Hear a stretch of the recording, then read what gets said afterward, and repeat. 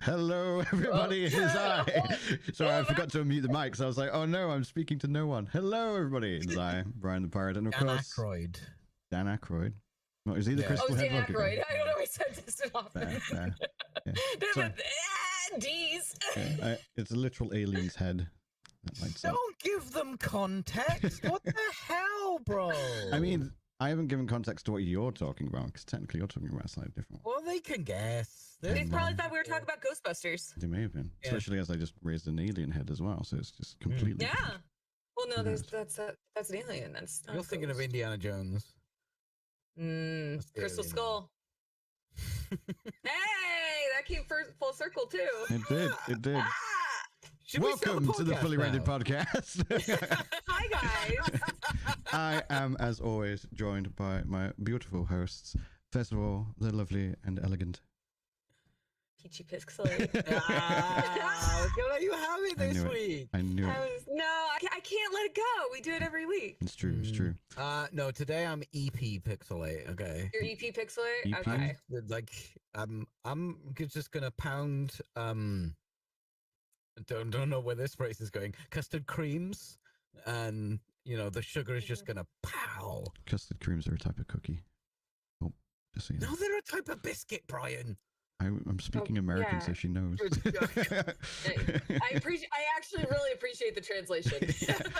Custard creams are a type of woke. They're a woke biscuit. How dare you? Oh, those are the best kind of biscuits, man. Yeah, the very best. The very best. But I'm not woke. I am asleep. he's snoozing. But yes, we've not been on for a wee while. And Pulp Fictionally. And Pulp Fiction. Yeah, it's Pulp Fictionally over there, not me. That's cool. I think we've established who was here. But yeah, sorry we've not been around. It was my birthday last weekend, and happy birthday, Brian! Thanks. And happy hangover, Brian. We took the weekend off so I could recover, and recover I did. I had a lovely time. I went out on Friday night with friends, ate a gargantuan amount of Chinese food, and so did a bit of boogieing, some chin wagging, all that shenanigans, and then weeped in the fetal position throughout Saturday, and then did it all again, but digitally online whilst playing Repo, which was actually a really, really fun game. Had a great time. But yeah, so that's what I've been doing. And then for the last week, I've had it off, just playing Monster Hunter and just hanging out with friends. How have you two been doing? I've been enjoying today's sponsor, Brian's Dishwasher. Brian's Dishwasher, which is still going strong. Did I tell you I also got an air fryer and a pressure cooker and a new toaster? I have a pressure cooker. I'm full so cottage core. I'm so afraid to use my pressure cooker. It's like one day I'm gonna make a bomb by accident. But I'm very jealous of your air fryer. It's so nice. Mine's in storage, so I've been going this whole time without my air fryer. I've got one of those dual basket ones, so I can be like, ooh, let's just put two different things in at once and hit the sync button, and it'll do it all together and hold it and tell me when to shake it and all that shenanigans. It's been so nice. Shake and bake. Oh yes. But it's just like this weird black bucket with a knob on it, and you just shove your chips in. Well, that's the one I used to have. It was a tower one, but I was like, I want to, because I'll show you guys the one I have. I like making like fries usually with some kind of meat or something to that effect more often than not. Dual wielding. So now I can so it's all done in like 25 minutes rather than having to do one and then like keep it warm somewhere in the oven or whatever and then do the rest and so on, or try and cramp it all into one basket. And it's just like gnarly. This is a little nicer. My partner would love this podcast. She is like air fryer crazy. She's got a fancy one with buttons and it beeps constantly. My husband and I, we were gifted one that was very nice. This is a little nicer than the one we have, but it has like a dehydrator in it. You can like you could ferment it. It's like crazy. This page is not available in my region. Yeah, we got the secret air fryer tech in the US. Oh, that's right. I was looking at Breville though. I was also looking at Breville. I was going to get either a Breville or a Ninja, and then the deal that I got was this pressure cooker, which is about 150 quid, so about 200 US. It was a tower one with all the same like features as the Ninja one. I don't know if you've got Ninja in the US. Ninja's a big brand. Yeah, we have Ninja. Ninja. Then I got a toaster, which was worth 60 quid. And then there was the pressure cooker, but they didn't mention. Yeah, 100%. And then there was the pressure cooker, but they didn't mention the brand on the listing. But I recognized the logo, and I was like, "Ha, I want that," kind of thing. So I paid 40 quid for all of those. The pressure cooker is known as a Fissler, which is a German brand, and it's over £200. So I have an over £200 pressure cooker, £150 air fryer, and a £60 toaster. So about $500 worth of stuff, and I got it all for about $75. So I'm just like, hell yeah. We shopping. I guess like the brand, I'm looking on Amazon trying to find like something similar. Anyway, but mine looks like more like a toaster oven. Yeah. And it has like sheets instead. Right. And you can use that with there's all these different ways of cooking like with it. You can use it as a toaster, you can use it as an air fryer, you can use it as a dehydrator. It's pretty nice. But we don't have room on our counters. That's like the problem. So that like when I got everything in, I was like, okay, let's put the air fryer, and the air fryer is big. It's like the size of a microwave. So I'm like, oh, okay, well I have to put it here. And now the dishwasher is on another countertop, so I have to move everything around. And I've managed to get it all in, but I'm just like, holy, I've had to rearrange my kitchen just to get it to all fit on the countertops. But yeah, it's fucking huge. So I empathize with you trying to like get it in somewhere and not being able to. It is a big boy. But yeah, so you've been playing lots of indie games, Peachy. What have you been up to, Paul? For the last couple of weeks. Oh. In her defense, you started that conversation off with. No, I'm sorry. Hold on, I'm gonna type it in Discord. Why? Oh, okay. Do you want to tell us some of the stuff you've been doing, Peachy? I've been gaming my tits off. All the games. What have I been playing? I've been playing a bunch of indie games, but I've been playing some Rivals. It's still really fun. I jumped back into Abiotic Factor, which is Half-Life, the survival crafting game with Rumour. It's great. I still haven't got to the new content yet. Okay. So I can't tell you if the latest update is good, but the game runs well. And they've definitely tweaked and changed some of the things from the start as well. I think they're aiming for a release this year, which is cool. Okay. And I'll probably play it again when it comes out. I really enjoy it, actually. I'm not really a that kind of multiplayer gamer, but this is super fun with a bunch of people. Yeah, 100%. What else have we been playing? City Builder, there was me. I had to go Hexorama, and it broke my mind a little bit. It's a hex-based City Builder 4X turn-based thing. Okay. It's really cutesy on the outside, but on the inside, it feels a little bit hardcore, and I found it a bit dense to like figure out how to do it. Like you can play the game fine, but like how do I min-max this game? Because that's how I play those kind of games. Yeah. I couldn't figure it out. I also, I was telling you about this earlier, Brian. I picked up a game for about 35 pence. And I'd never heard of it before. And after I told people about it, they were like, oh yeah, that's really good. It's called Fights in Tight Spaces. They, as you said, they released Nights in Tight Spaces, and that's how I found out about this. And I thought, that is less than £1. I'm going to give it a go, because it seems like a similar game, just with a different sort of vibe. And it's really cool. It's like a deck builder, turn-based melee fighting game, where you're a secret agent, and you can play cards that can move, or punch, or kick, or smash their face into a fridge, etc. Pretty cool.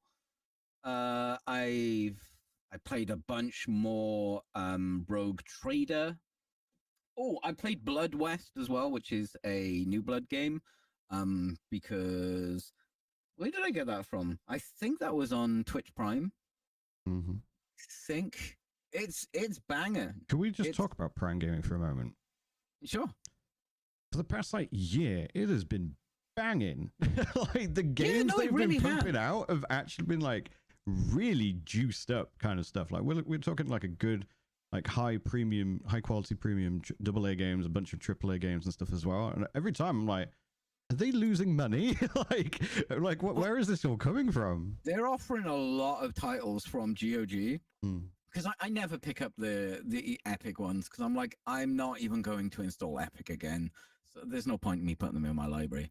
So, but I've just been grabbing the GOG ones because I use GOG a lot. And I've I've been trying to work my way through my library of GOG because it's more manageable than trying to work through my Steam library. Yeah. But it like Twitch Prime has destroyed that. And that's where Blood West was.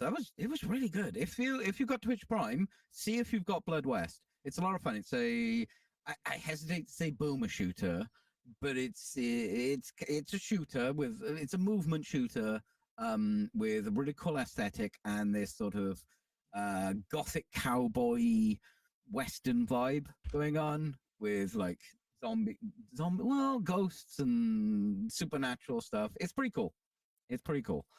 Other than that, I've been completely addicted to a new game called The Bazaar. Yeah. Tell us about The Bazaar. I'm going to pull up some footage. Courtesy of Kriparian. That's literally... Oh, am I... Yeah, it's working. So... The Bazaar, it just came out in open beta. This game is not finished. Feels very good, though. It's an auto-battler TCG roguelike hero builder thing. Kind of like a deck builder, but for your hero. If anyone's ever played Hearthstone Battlegrounds, you'll kind of understand the concept. You have like a board. And you throw, in Hearthstone, you put down minions and they do certain things. With this, you put down items on your carpet, it is. So you can have like weapons on their items. You can have these things called friends. You can have like a burn item, poison item, lifesteal, shield, heal, items that interact with the rest of your board in a certain way. You also get like an inventory where you can also store extra cards, because some cards will do stuff from your inventory. They might also do stuff on your board as well. Okay. So you mentioned obviously there's loads of different... Is what we're seeing now on screen for those listening via Spotify and whatnot, it looks very, very similar to Hearthstone for what we're seeing. So is that like the only... I don't want to say only, but is that the main gameplay aspect? Because you mentioned earlier that there was other aspect. Well, that's not the gameplay aspect. This isn't gameplay. This is the auto battler part. Right. Okay. So that's the fight. Basically, it's a really cool concept. It's got asynchronous multiplayer. Okay. So you can see Crip there is his board below him. He's got some items there, and he's fighting someone above him. I think that's the player. I can't see at the moment, but that person isn't actually live there. Right. That is their game state, their board state, for being on the same day at the same hour. Now, there's a clock kind of mechanic, and it clicks. There's 6 hours in a day, and you start your day, and you get two shop sections where you'll always get offered a shop. You'll get offered a free option, and then you'll be offered a sort of wild card in the middle that can change depending on your level or what you're doing. Right. And then you'll fight halfway through the day. You'll fight a PvE mob, a monster. When you fight a monster, you get XP and gold, and they range in difficulties and stuff. So if you go for the harder monster, more XP and stuff. But you don't always want to go for the hardest monster, even if you can beat it, because you can actually get not only their items that are on their board that might work really well in your build, right. But you can also get their skills as well as loot items. Okay. Then you have another 2 rounds of the shop section, and then at the end of the day, you fight another player who isn't live at the time. It's just they're at the same day or their board is at the same day that you are right now. So then you fight their board, and obviously you try and build the strongest board with... you want to try and get synergy going on. You can just throw a bunch of weapons down and have a go, but you obviously want to try and get synergy and get things working together to haste other things or increase the damage or healing or whatever of other items. It's a free to play model. There is some drama in that because they just came out in open beta, so a lot of people have jumped on and played this. And because it's an open beta, there previously you could pay to get into the closed beta, and there was also an invite before they like friends and family and stuff. Yeah. And you paid to get in and you played the game and you got all the stuff you wanted. They've just done their monetization because it's out in open beta and they need to make money, right? Right. A lot of people aren't happy with the monetization. Some people are really angry about the monetization. Most people are like, I don't like this. Is it cosmetic only or? No. So you actually get cards or items packs. Right. Which if you don't own the pack, you won't be able to find those in the store. Right. First of all, people are saying pay to win, which muddies the water a little bit because they're not. If you get those cards, are you going to win? No, they're not that strong. The game is actually really well balanced considering it's just come out in open beta, but you are paywall behind this content, so you are missing out on some of the game. I will admit I don't like how the monetization is, and every content creator I watch who's playing the game, because I'm addicted, I keep watching it as well. Are basically, can we change this? Don't like it, and they'll turn off the card packs when they're playing because they're like, I don't want to support this. I had to go, and I'm like, it feels a bit wrong. But we're all so addicted to the game that we're still playing it, and we're just gonna hope that they improve. I'm in the Discord. They've been using language that seems very positive, as in that they are looking to change and stuff, and it's updated quite a lot, and they have content updates and balance updates. So I don't like the way it is. There's two monetization. You can get a subscription which speeds up your XP as you're going through the pass, right? Which is fine.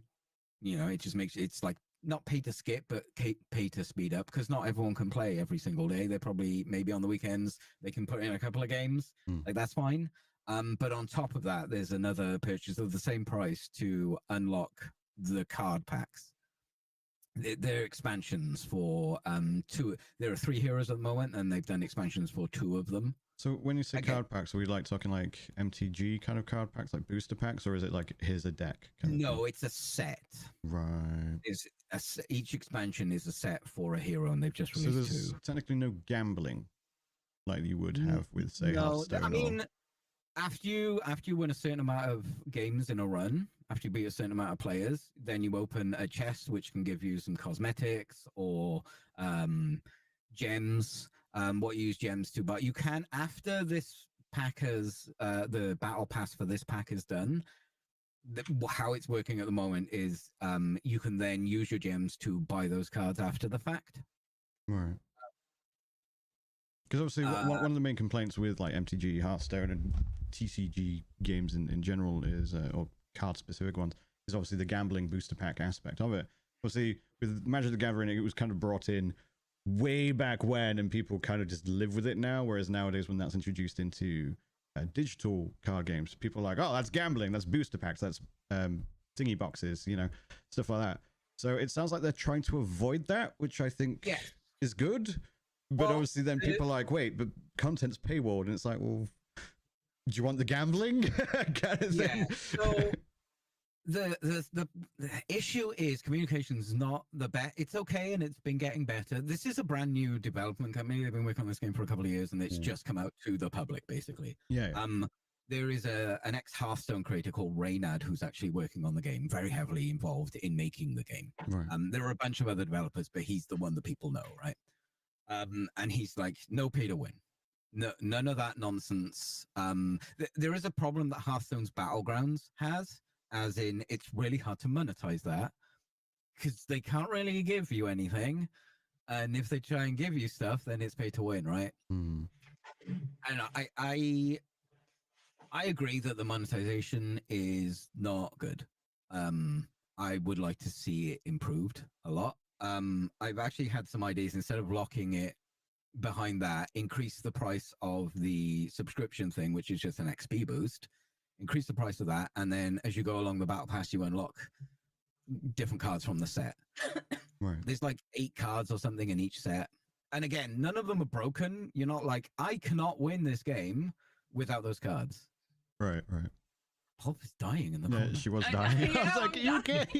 That's why I had to mute my mic. I'm so sorry. No, all good. I really tried very hard to mute my mic if I ever have to cough, and man, that one caught me by surprise. I'm so sorry, Peachy. No need to apologize. We were just concerned that you weren't like choking on your own spit or something. Okay. We're choking on something. Right, cool.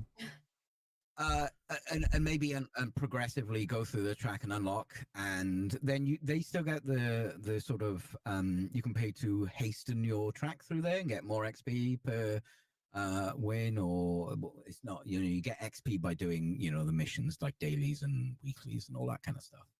I think that would be a better way to do it, but it does seem really positive that this isn't we're making a game, like the game isn't finished, nor is our monetization. It is monetized though. I will point out it is monetized, therefore you are opening yourself to critique from a purchaser standpoint. Is the intent free to play? Yes, Release? it is a free-to-play game. The beta is open now. You can go and play. I don't have the card packs, and I've been having a great time. And I'm not very good, but I've got a couple of 10 wins, which is basically you beat 10 players and you get the maximum rewards from that. Oh, that's a point. So when you said they're not live, as in you play against like an offline player, like their deck. Yes, it's asynchronous multiplayer, which is really cool because auto battlers, you sit down for a game and you play and you've got to concentrate the whole time. Like with this, I can go, I'm just going to go to the toilet or whatever, oh, the door's going, I'll just go and answer it. You don't need to be right there, right then. Like runs can take, I've seen people do runs in like a completed 10-win run in like 25 minutes, which is nuts. That means winning everything.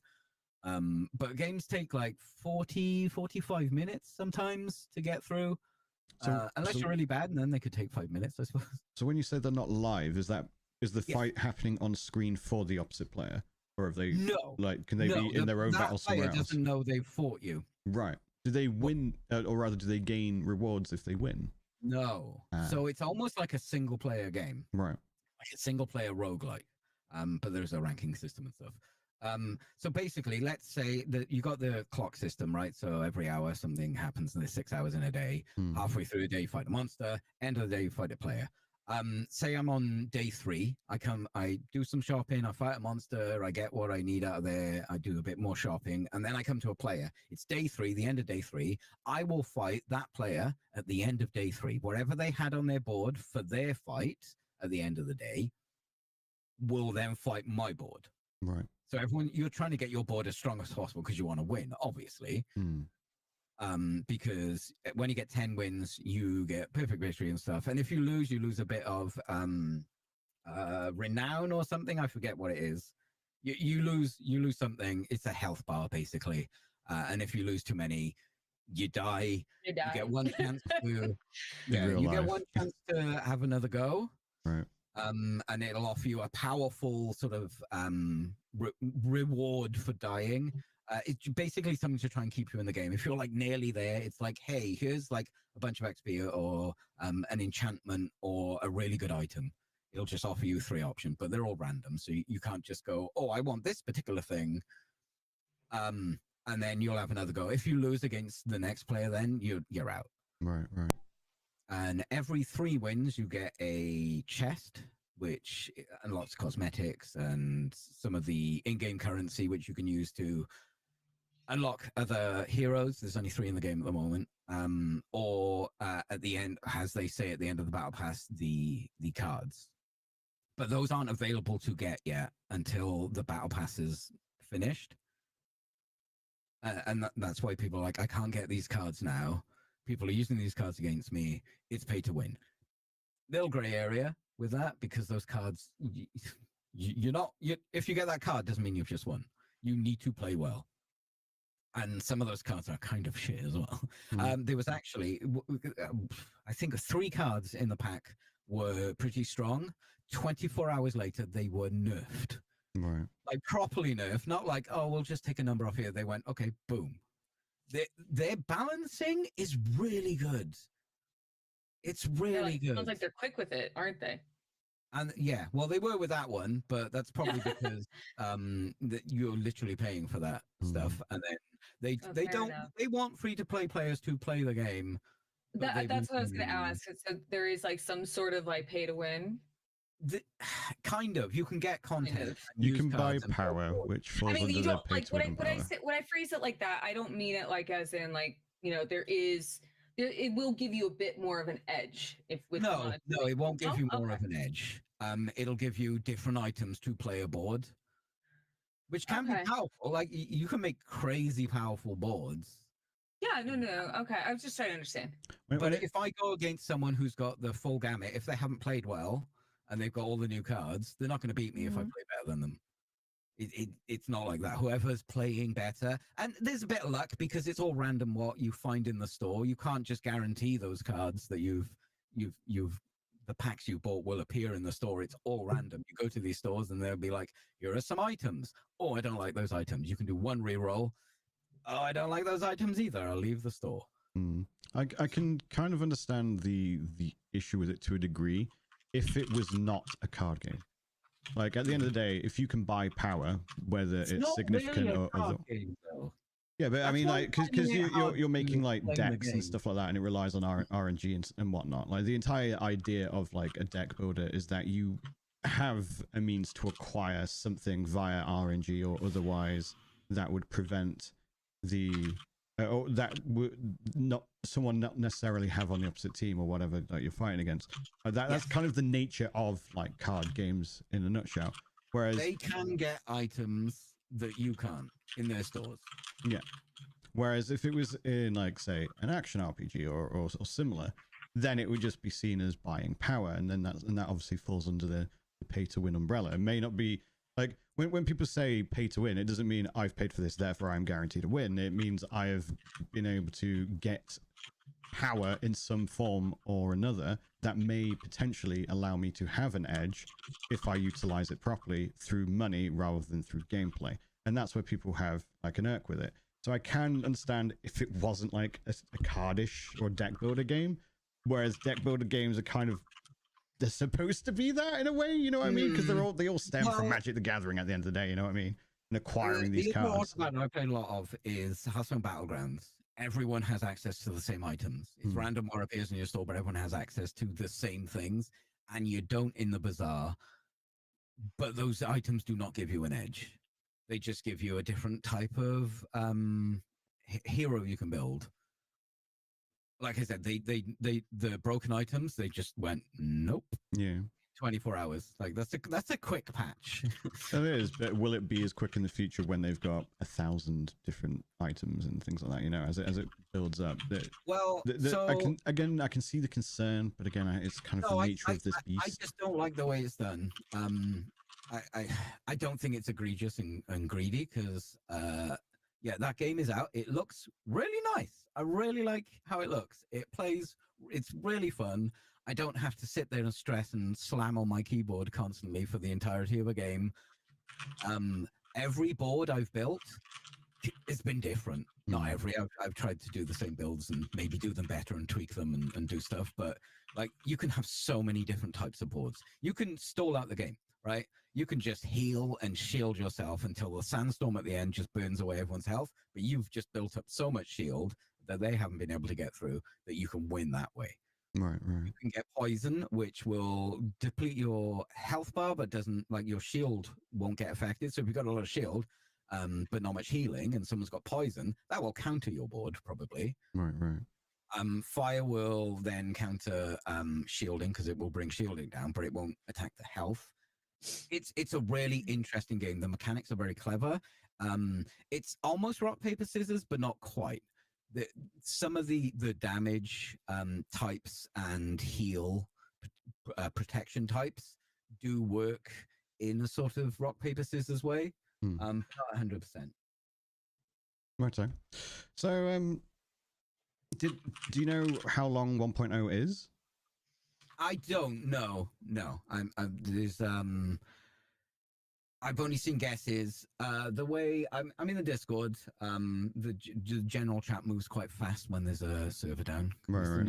I can imagine. Yeah. I haven't seen anyone official or anyone on the team for that matter, or anyone who knows anyone on the team say, "Oh yes, they're aiming for this." They're just working on it, and they want it out in open beta because it's very good, and they want to earn money to keep working on it. They just need to tweak how they're making their money. Okay. I think if they do that, there are people that just, oh, play it away, I'll never play again, which, shut up. And then there's people who are like, I'll pay whatever I want. Can I get better stuff? And I'm like, no, in the middle. Everybody just right here. So we can all play the game and we don't have to pay to win if we need to. There is something there. But these developers change a lot of stuff. They're not rigid. So I am actually quite hopeful that they're going to change that. Huh? Who are the devs, sorry? Hempo, it's called. Hempo. This is their first game, I believe. That's it.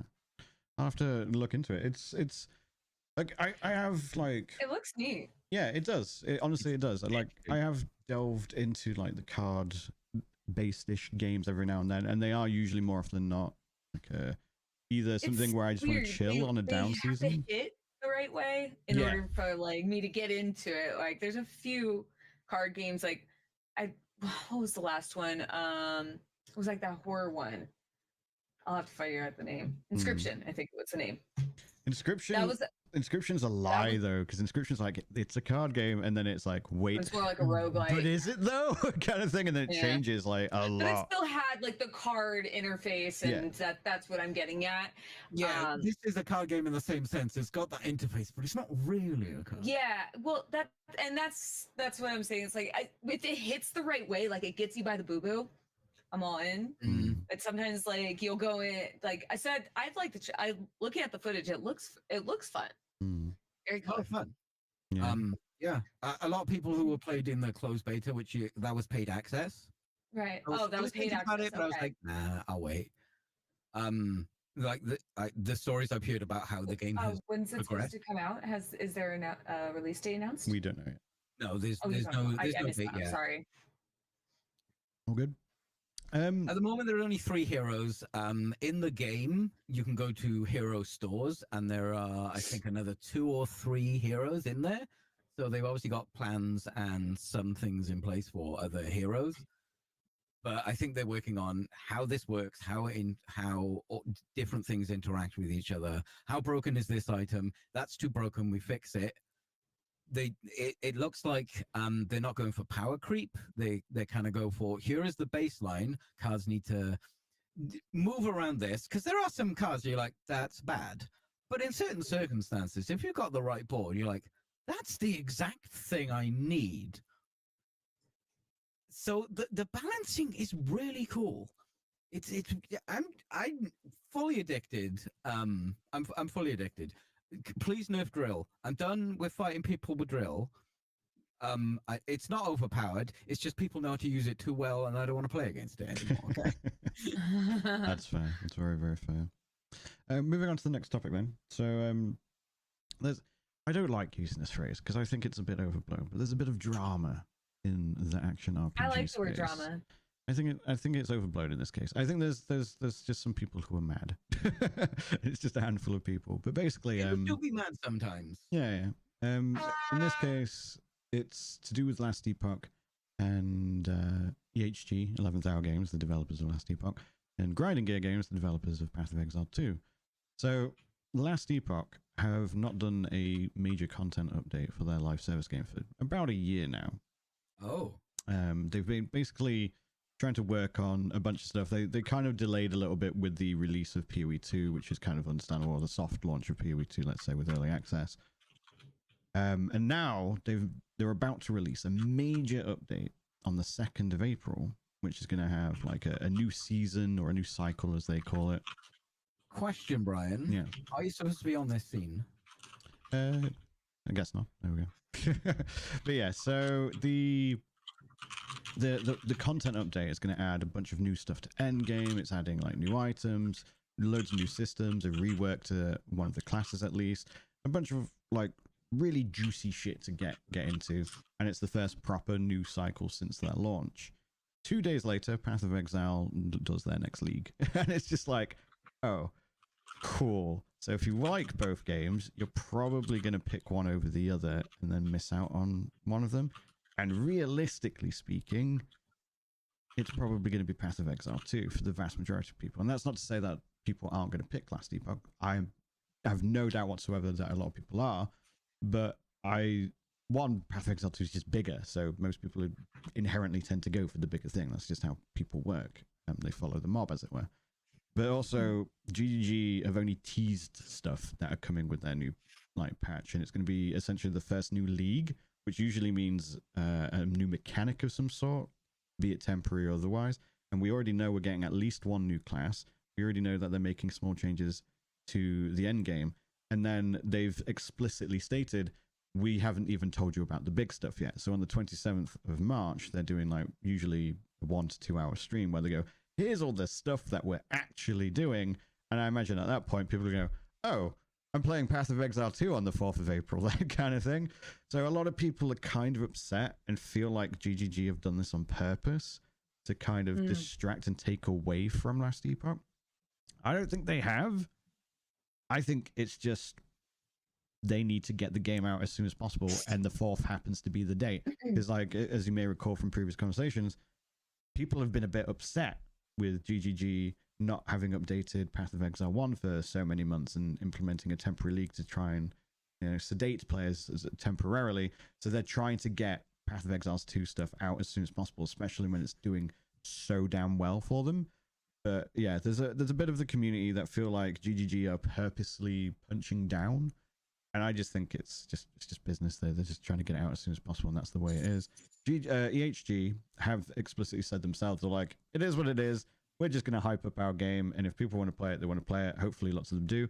I do think a lot of people will play it. From a content creator standpoint, obviously this is very specific to me.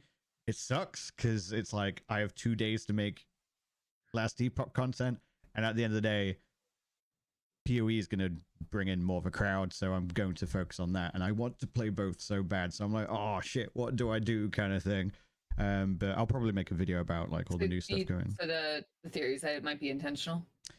Yeah, so some of the community think that they've done it on purpose because they like GGG know they are the big guys. They're the Goliath, Yeah, for sure. So a lot of people think, oh, they're just purposely doing it immediately afterwards. Saying that when there's a player like Blizzard in the game. Well, I think people don't take Diablo 4 as seriously in comparison. Diablo 4 is kind of its reputation isn't the best right now. No, it's correct. It is 100% correct. But imagine the creators of Diablo are not there. It's kind of funny. Yeah. Nuts. The thing is, Diablo 4 is like the dad game. It's the one that you play because you don't have time. That's true. It's the mainstream game, so it is by all means still massively popular. Arguably, probably bigger. I would almost consider Path of Exile more mainstream now comparatively.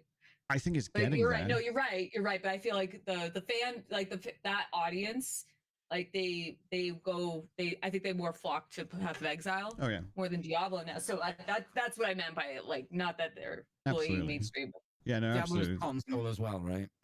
Yes. So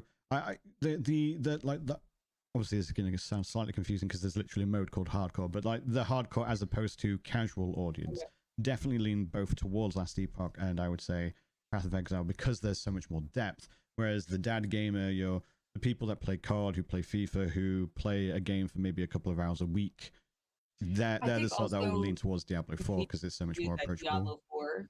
I think you could also argue that Diablo 4 banks on people with that audience, the dad gamer, the FIFA, that they rely on the brand recognition as Diablo 2 was always kind of renowned as one of the best. Anyone who play games, if you say Diablo, they're like, oh yeah. Exactly. That's what I mean. Exactly. So if they're still in that kind of genre, or they're trying to still dip their toes in their genre, they're more inclined to probably try out Diablo 4 than Path of Exile. 100%. If you were like trying to explain Path of Exile to someone, what do you say? Oh, it's like a lot. Diablo. Yeah, yeah. It's like I mean, Diablo, yeah. they are like the grandfather. Although it happened a while ago. Rod It's the Ferguson. Gen Z Diablo.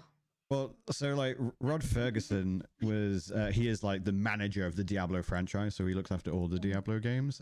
He used to work on Gears of War and stuff previously, and he posted a tweet a couple of months ago going, "Why don't we refer to ARPGs as Diablo likes kind of thing?" And it was just after a PoE announcement, and everyone was like, "You salty motherfucker," kind of thing, because it was after they did the Spiritborn, and the Spiritborn got like 30,000 viewers or something stupid like that, and then obviously PoE did their Settlers of Calga announcement, which got like all the hype. So then Rob posts that, and everyone was just like, "Dude, get over it." Like, if you want to compete, make a game that can compete, kind of thing.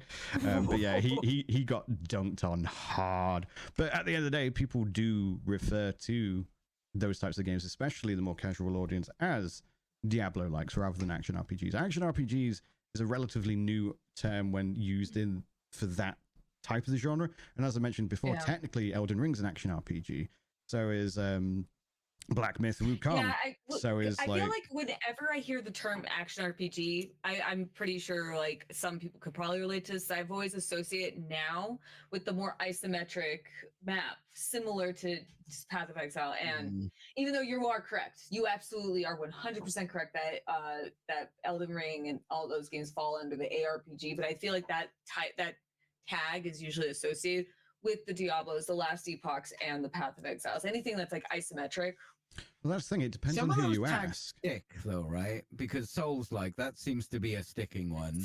I feel like Souls-like just kind of like they're not called because of anymore. They're FPS, right? Well, it's like because of the popularity of Souls games, I think they kind of junction themselves off into their own genre. So like that's why I think ARPG can now be more associated with games like Last Epoch and Diablo.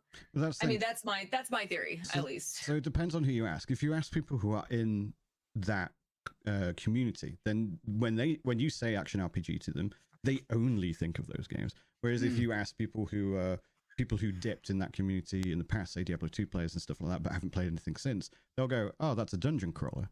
Oh, that's a hack and slash." Or back in, I'm pretty sure on the box, Diablo 1 was labeled as hack and slash dungeon crawler. like it used to have so many tags associated with it. And like I said, these other games that like Souls likes, they can be tagged as an ARPG, or even Hollow Knight, which is like a Metroidvania, but can also fall because of the type of the combat in it. Can fall into action. Metroidvania. Yeah. That's another one that's stuck. I feel like now it's like there's a lot of these genres that they start pigeonholing themselves into. There are so many. We are blessed. Like there is some good fucking food out there. We are blessed and cursed with choice now. Too much that's choice. Because it is a blessing, but it's like you also was like, oh man, there's too many. Well, that's the thing for me, especially because obviously, as I mentioned, we've got Last Epoch coming out on the 2nd. 2 days later, we've got PoE 2's next content update. Then towards the end of the month, we've got No Rest for the Wicked, which is another action RPG. And that's right. You were playing that one too. Yeah. So like, they're 3 of like my main content staples Brian, all in 1 month. With all these choices. Well, that's the thing. I can't spread the content out. Brian, I've got an idea. There's just too much content. My cup overflow. How many PCs have we got? I have 2 PCs. Do you see where I'm going? I'm not going to do like a Biotic Nova and play like 2 games at the same time. I am not that skilled. You know what you do? You double fist it. You go one on one. You go Last Epoch on one hand, Path of Exile on the other, and just see. And that's how you go. There will be no fisting on my stream. Controllers. Speaking of controllers, I've got a new one, and it's so nice. Ooh. I actually want to talk about it for a little bit. Elite. Oh, it's the show me the back. Show me the backhand, Brian. That booty. It's got 2 triggers here as well. Click. It's the Games Cyclone 2, because my Xbox controller, the thumbsticks were literally wearing down, and I was like, oh, I need a new one. Plus, I want like paddles and stuff. 55 quid, so about $60, but that's with VAT. I think if you were to buy it in the States, it's about $50. But the triggers on it not too bad, actually. Oh yeah, like Listen, like it's so good. So the triggers are customizable, so I can literally like flick a switch and they become hair triggers rather than like full nice. depressed ones. The face buttons. Don't know if you can hear that, but that's like I can hear it. they're literally like mouse buttons, so they've got a real tactile like squish to it's them. a micro switch. Yeah. They're Magres thumbsticks, which feels so smooth. Like when I started playing with it, I was like, "What is this? I want to buy a hotel room with it," like kind of thing. Like this is good. It just feels really, really good. You can like customize all the dead zones on both the triggers and the thumbsticks and stuff. And this is a third-party controller. Third party, yeah. And it's Bluetooth and wireless, so you can use it with your phone, you can use it with PC, Switch, and I think Xbox, I want to say. But yeah, and it's got all the RGB, it's customizable to how, and you can use it on PC. It's the same thing to use it on Xbox. There you go then. So yeah, it's just super nice. Yeah, I have like the little Xbox Bluetooth stick in my PC, so I can. That's the only way I can use my PC. My PC doesn't have Bluetooth, so. Right. That's fair. I mean, to be fair, I'd stick with the 2.4 gigahertz wireless band anyway. But yeah, it's just so nice. I've been playing it with Monster Hunter, and the feel is genuinely noticeable.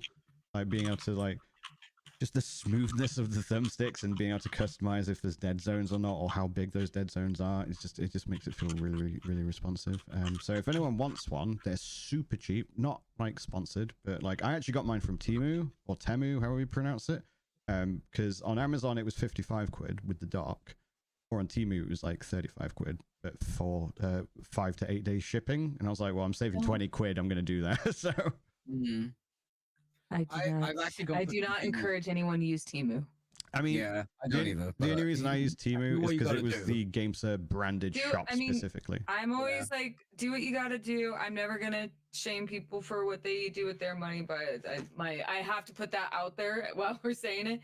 I do not endorse Temu. I only use it if it's the branded store, or sometimes to get cheap, crappy leather wristbands and stuff like that, and like little golf jewelry and stuff like that. So, yeah. It's my controller, like I've got a lot of fucking controllers, and I keep finding myself going back to convenience, even though it's not the best controller. I just go back to this because this does. I love that actually. That's wonderful. What a charming little controller! It looks like not the best. Thumbsticks are really nice though. The ergonomics aren't spot on. They're not as good. I just have this is the only one I use. I got the. Hey! Yeah, no, I like. Even though I wasn't a big fan of Starfield, I really, even though I didn't like Starfield, that was probably one of my biggest disappointments. Yeah, the controller was better than the game. The controller was really nice. It's a very pretty controller, and I do like pretty controllers. But this does all my shit. Yeah, all of it. I mean, the only thing I have two PS5 controllers, but like I don't use them on PC because I don't have this stick I have. The Bluetooth adapter is only for Xbox, so I'd have to actually like plug in my PS5 controllers, and it's like I can't really be asked. Because of this controller, I've stopped buying other controllers because I every now and then I'm like, I want a new controller, or I've used it so much it breaks. To be fair, that hasn't, and I'm like, there's no point in getting another one. Even if it feels better, this does everything. It plays on my Switch, my PC, console. What do you want? My phone, like everything. Yeah, I mean that was one of the reasons I went with the GameSir in the end. I was tempted to get the PS5 controller because obviously when I do use the controller, more often than not, it's for single player stuff that are like Sony exclusives that will come to PC. So I was like, oh, the haptic triggers and all that shit. But I mean, frankly, like if it's something that's been optimized for a console, it's likely going to work better with a controller than keyboard and mouse, in my experience. Yeah, and one of the reasons I nearly got the PS5 one was literally just for the haptic triggers, because I thought, oh, that sounds cool, and like I've spoken to people about it, and they're like, yeah, when it is used, it's actually really cool. But from what Sony I understand, they are patented it. Maybe I'm confusing them with the PS4. I know the PS4 controllers broke really easily. But the technology that the Xbox uses in their controller is almost comparable to haptic triggers, and they work in every game. So the trigger thing I'm on about is on the PS5, like they can put resistance on the triggers and stuff like that. Oh, okay. Okay. Right. Not just vibration. Not just vibration. No. So like, say for example, you're trying to turn like a wheel and it's rusted. They can actually make it so the triggers push back against you, like with resistance and stuff like that. And they do a bunch of other stuff with them. So it's not haptic; it's force feedback. I had no idea. Yeah, they do all sorts of stuff like that. The best game to test it with apparently I'm like is testing my controller like it's on. yeah, but the most recent Game of the Year winner is a really good like game for it. The Thingy-bot, Astrobot, and the one before it as well. That actually came with the PlayStation 5, like Astro's Playroom. Like they really utilize the triggers, and apparently it makes it super good. But it's also one of the reasons why the PlayStation 5 controller has shit battery life, because it's doing all that shit with the triggers as well. But yeah, in the end, I went with the Game Slayer Cyclone, and it's just super nice. It lasted 7.5 hours whilst playing perpetual Monster Hunter Wild as well. So I'm like constantly spamming stuff, and yeah, I got 7.5 hours out of it. Then just plugged the cable in, and then it was charged within like 30 minutes. So I'm just like, cool, unplug, go again, kind of thing. So really good battery life on it. Should we jump to break? Yeah. So we're gonna nip to break. Go pour yourselves a new drink. Go have a tinkle. Go weigh your poo before and after. And we'll be back in 5 to 10 minutes. See you shortly. Welcome back, everyone, to part 2 of the Fully Rented podcast. We are going to talk about some horror, and we're gonna let Pulp take the lead on the most recent announcement, Silent Hill X, and they did a Silent Hill transmission. Yeah? There was 2 days ago we had the Silent Hill experience, which was they had already announced prior to it that they were going to go more into depth about Silent Hill F, which was announced 2 or 3 days ago. I'm not entirely sure. So they finally showed the first they showed like more of a trailer, because the first one was just the announcement. Yeah. And we were just talking about how this one's going to be taking place in 1960s Japan. The main character is a lady. We had ladies representation. Oh, woke. No, it's too woke. But you can actually go. There has been a lot of information up front coming out. Some in particular, like you can go. There is a Steam page up now, and across all the platforms. You can pre-order it. They've already announced the Steelbook collection, or not the collection, but Steelbook. Yeah. It looks really sick. And one interesting thing is that they did announce there's going to be no firearms in this game. So there's no guns this time around. Everything's just melee. Melee only. Damn. So you are a lady with only a pipe, I assume. Pipe dream. So that. But what I was telling Brian right before we got back from break, and it's why I really wanted to talk about this. So there's a lot of there is a little bit of discontent because it isn't taking place in America. Because I guess unofficially, Silent Hill had always taken place in Maine. I assume that's the state, but I don't know, East Coast. I'm a West Coastie, so but it's not taking place in Silent Hill. That's a little bit of contention that's been kind of popping up across the fan base, is if whether or not it's going to be considered a real Silent Hill game, if it's not going to be taking place in Silent Hill, which I personally, my controversial but brave opinions, I don't think it needs to be in Silent Hill. Silent Hill 4 wasn't in Silent Hill at all, and Silent Hill 3, half of the game wasn't in Silent Hill, and I feel and even though I had stated when we talked about it prior, during the short message, I wasn't very fond of that game, and I think a lot of it had to do with the presentation of it. It wasn't really I wasn't very fond of it. But there was one note in the game that I happened to miss because I'm that asshole. But I missed one note where it specified that they were already setting this up. I feel changing it from isolating all the incidents to the town to the Silent Hill phenomenon, and that way it's more of a concept of what's going on. Yeah. So utilizing the fog and everything like that. Yeah. I'm not too bad out of shape that it's not going to take place in the town. I think there's only so much you can do with one location. Yeah, 100%. And I think it is it is more interesting to me that they're trying to branch out from that, because we've already seen, there's so much we've seen. We've already had the 1, 2, and 3 all take place at this town, and then you've had the lackluster, to be nice, when other developers have worked on it and they made their own Silent Hills, and they all took place in the same town. The face came off. Sorry. Yeah, the face came off. But I think the town's tired. We can move on from there. There's only so much you can do in that one. It's not even like one town. It's like it's a small town, and you've seen it all. You know what I mean? Yeah, it's that you can absolutely make another one in the town, but you don't need to constrain yourself. Yeah, that's exactly what I'm saying. Is we've done a lot with the town. I think it's good that you can branch out, like Silent Hill 4, because that was still Team Silent. 1 through 4 were all Team Silent, and I don't know if it was ever confirmed that 4 wasn't supposed to be a Silent Hill game. I'm not sure, but it doesn't take the room. I fucking love the room. The room's good, but that game doesn't take place in the town at all, and there's like recognizable landmarks, but that's it.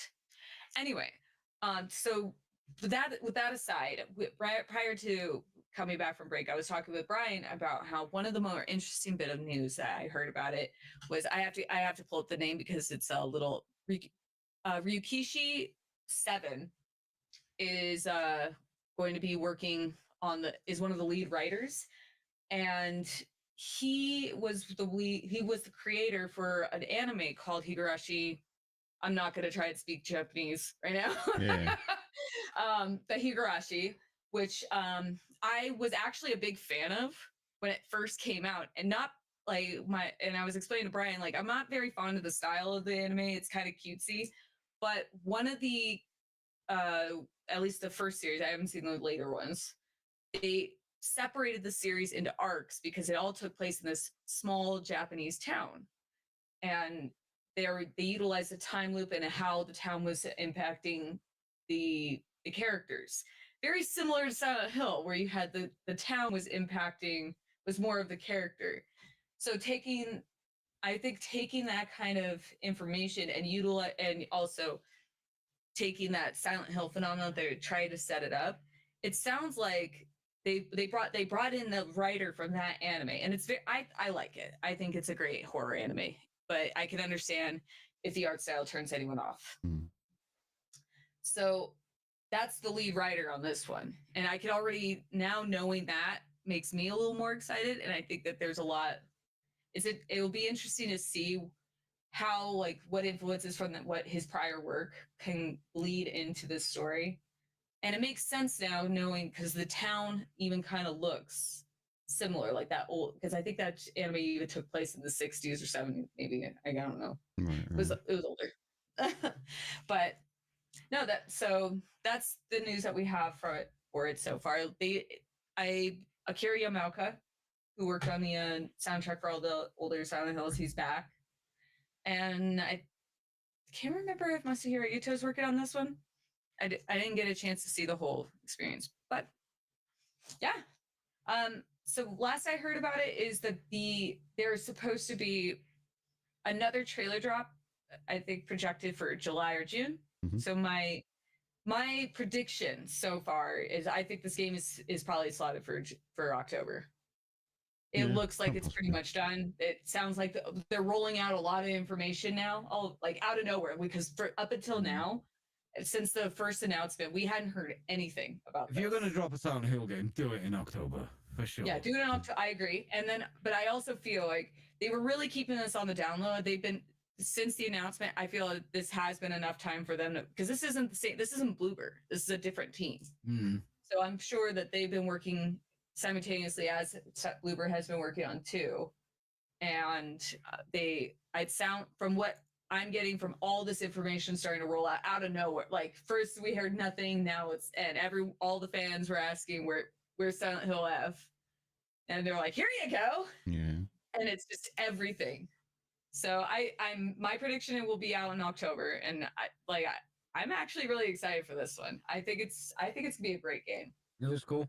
That does seem to be the general sentiment by the end of the trailer.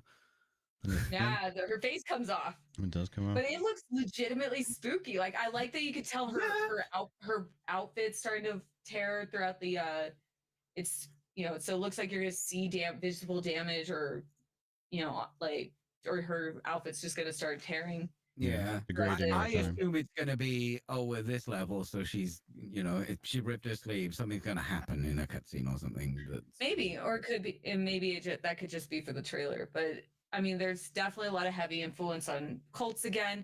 I've seen a lot of comparisons to Fatal Frame and Siren. Those are the two games I've been seeing it being compared to. I can see Fatal Frame there for sure. I can see Fatal Frame a lot, and honestly, like, hey, man, maybe it's that. Is that really the worst thing in the world? No. Yeah. So I think Asian horror is fucking creepy as shit, dude. Yeah, and it looks really creepy, and I think, and something that was really interesting too is if you go on the store page, I'm pulling up right now, they have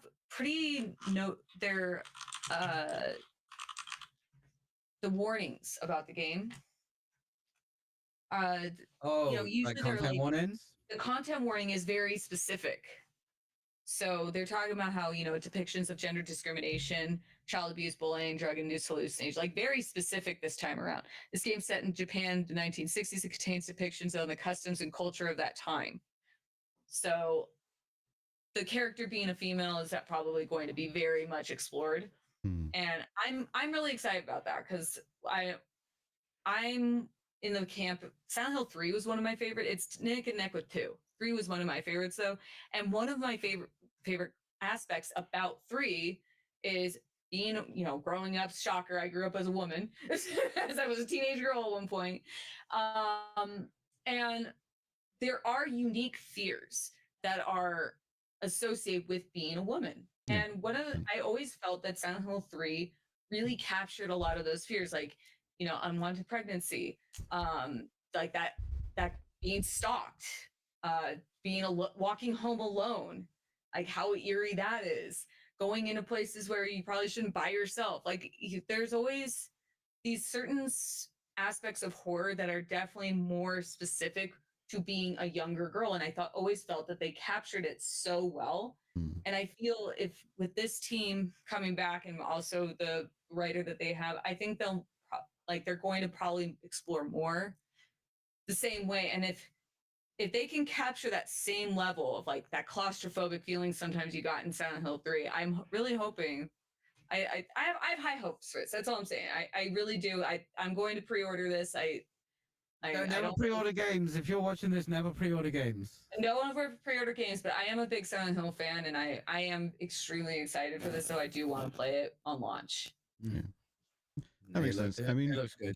The reception to it has been very, very positive from what I've seen.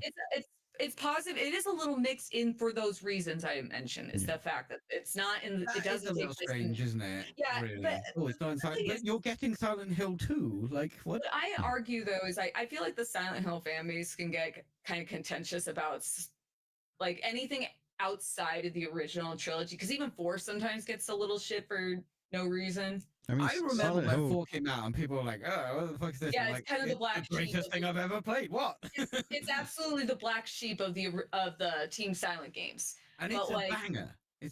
I like it. I think it's great. It has its share of flaws for sure, but like, what game doesn't? Yeah, and it has a lot of PS2 flaws as well. It's quite funny. If anyone was paying attention when Silent Hill 2 remake came out, which I really liked it.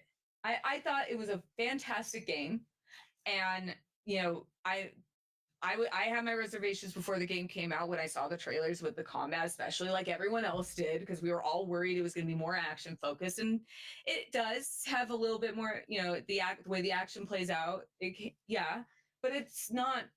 It's nowhere near what we were expecting. It wasn't like RE4.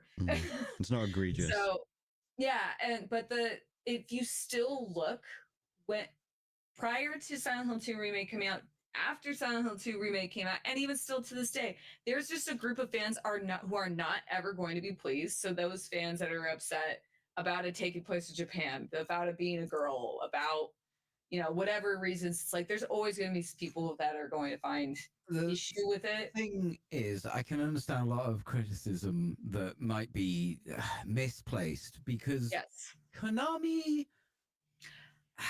they do sometimes have the tendency to trot out their golden cow and go, show us your tits, kind of. They No, have that's not pretty got much the it. best track record with treating their back catalogue or their IPs very well. Well, I mean, don't forget about the intermission, whatever the that thing. That cell phone. I tried it too, and I could not. They got Inco machines, that wrong. weird your choices matter web show, like Bullshit with Hideo. Yeah, well, it was, yeah.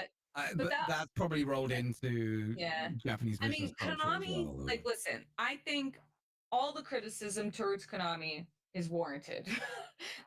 all of it, but you know, there are points. But in the case of Silent Hill, because that's what we're talking about here, is when the last time they had this transmission, and we didn't really discuss it because it wasn't really needed. Like, because I mean, unfortunately, at that point, Silent Hill 2 remake hadn't come out yet, and we did discuss that leading up to it. And I know everyone had their fair share of reservations, and rightly so. Yeah. Konami has not treated this IP very well, and I will. The reason Silent Hill exists in the first place is because of Konami bullshit. Konami The guy didn't. had to They just sleep threw a there B just to team on get- it. It was like- a B team. Like that's how Team Silent was formed. They just kind of threw them in a room, and they're like, Well, I had "Go to and sleep do at whatever the fuck you studio want." just to make the stuff he wanted to make, and then Yeah, and I think the gold, only instruction they were given was to like make something that would rival art. but you Resident can't put Evil. your name on it. Yeah. So like, Unless you no, do and everything, I'm gonna do absolutely. Like everything. the way Team Silent was formed, that was Konami bullshit. Konami does not have the greatest track record. So having some reservations about them, totally warranted. The one thing I'm going to say here is, in this case, I will give them. Take it, Konami. I will give you props that Silent Hill 2 remake was handled extremely well. I think they bringing back Masahiro Ito was one of the best decisions they could have made. Like I said, I can't confirm that he's working on this one, so I'm not going to say that. But I know Akira Yamaoka was his, and they got a really impressive horror writer. So I'm, and we already have you got one home run so far. So I'm looking at this with a lot more positivity than I normally would. Because I think if Silent Hill 2 remake wasn't as good as it was, I probably wouldn't be this at all, like paying this much attention. It's definitely built up a lot of goodwill. I have one note about this. Go for Konami. It's Silent Hill Pachinko Royale. Is that God, anything? they love their pachinkos, man. Is that anything? Battle Royale. No, I mean that has Battle Royale, been, but also Pachinko. Pachinko and like the Konami went hard in Pachinko. They went hard. That was like their business.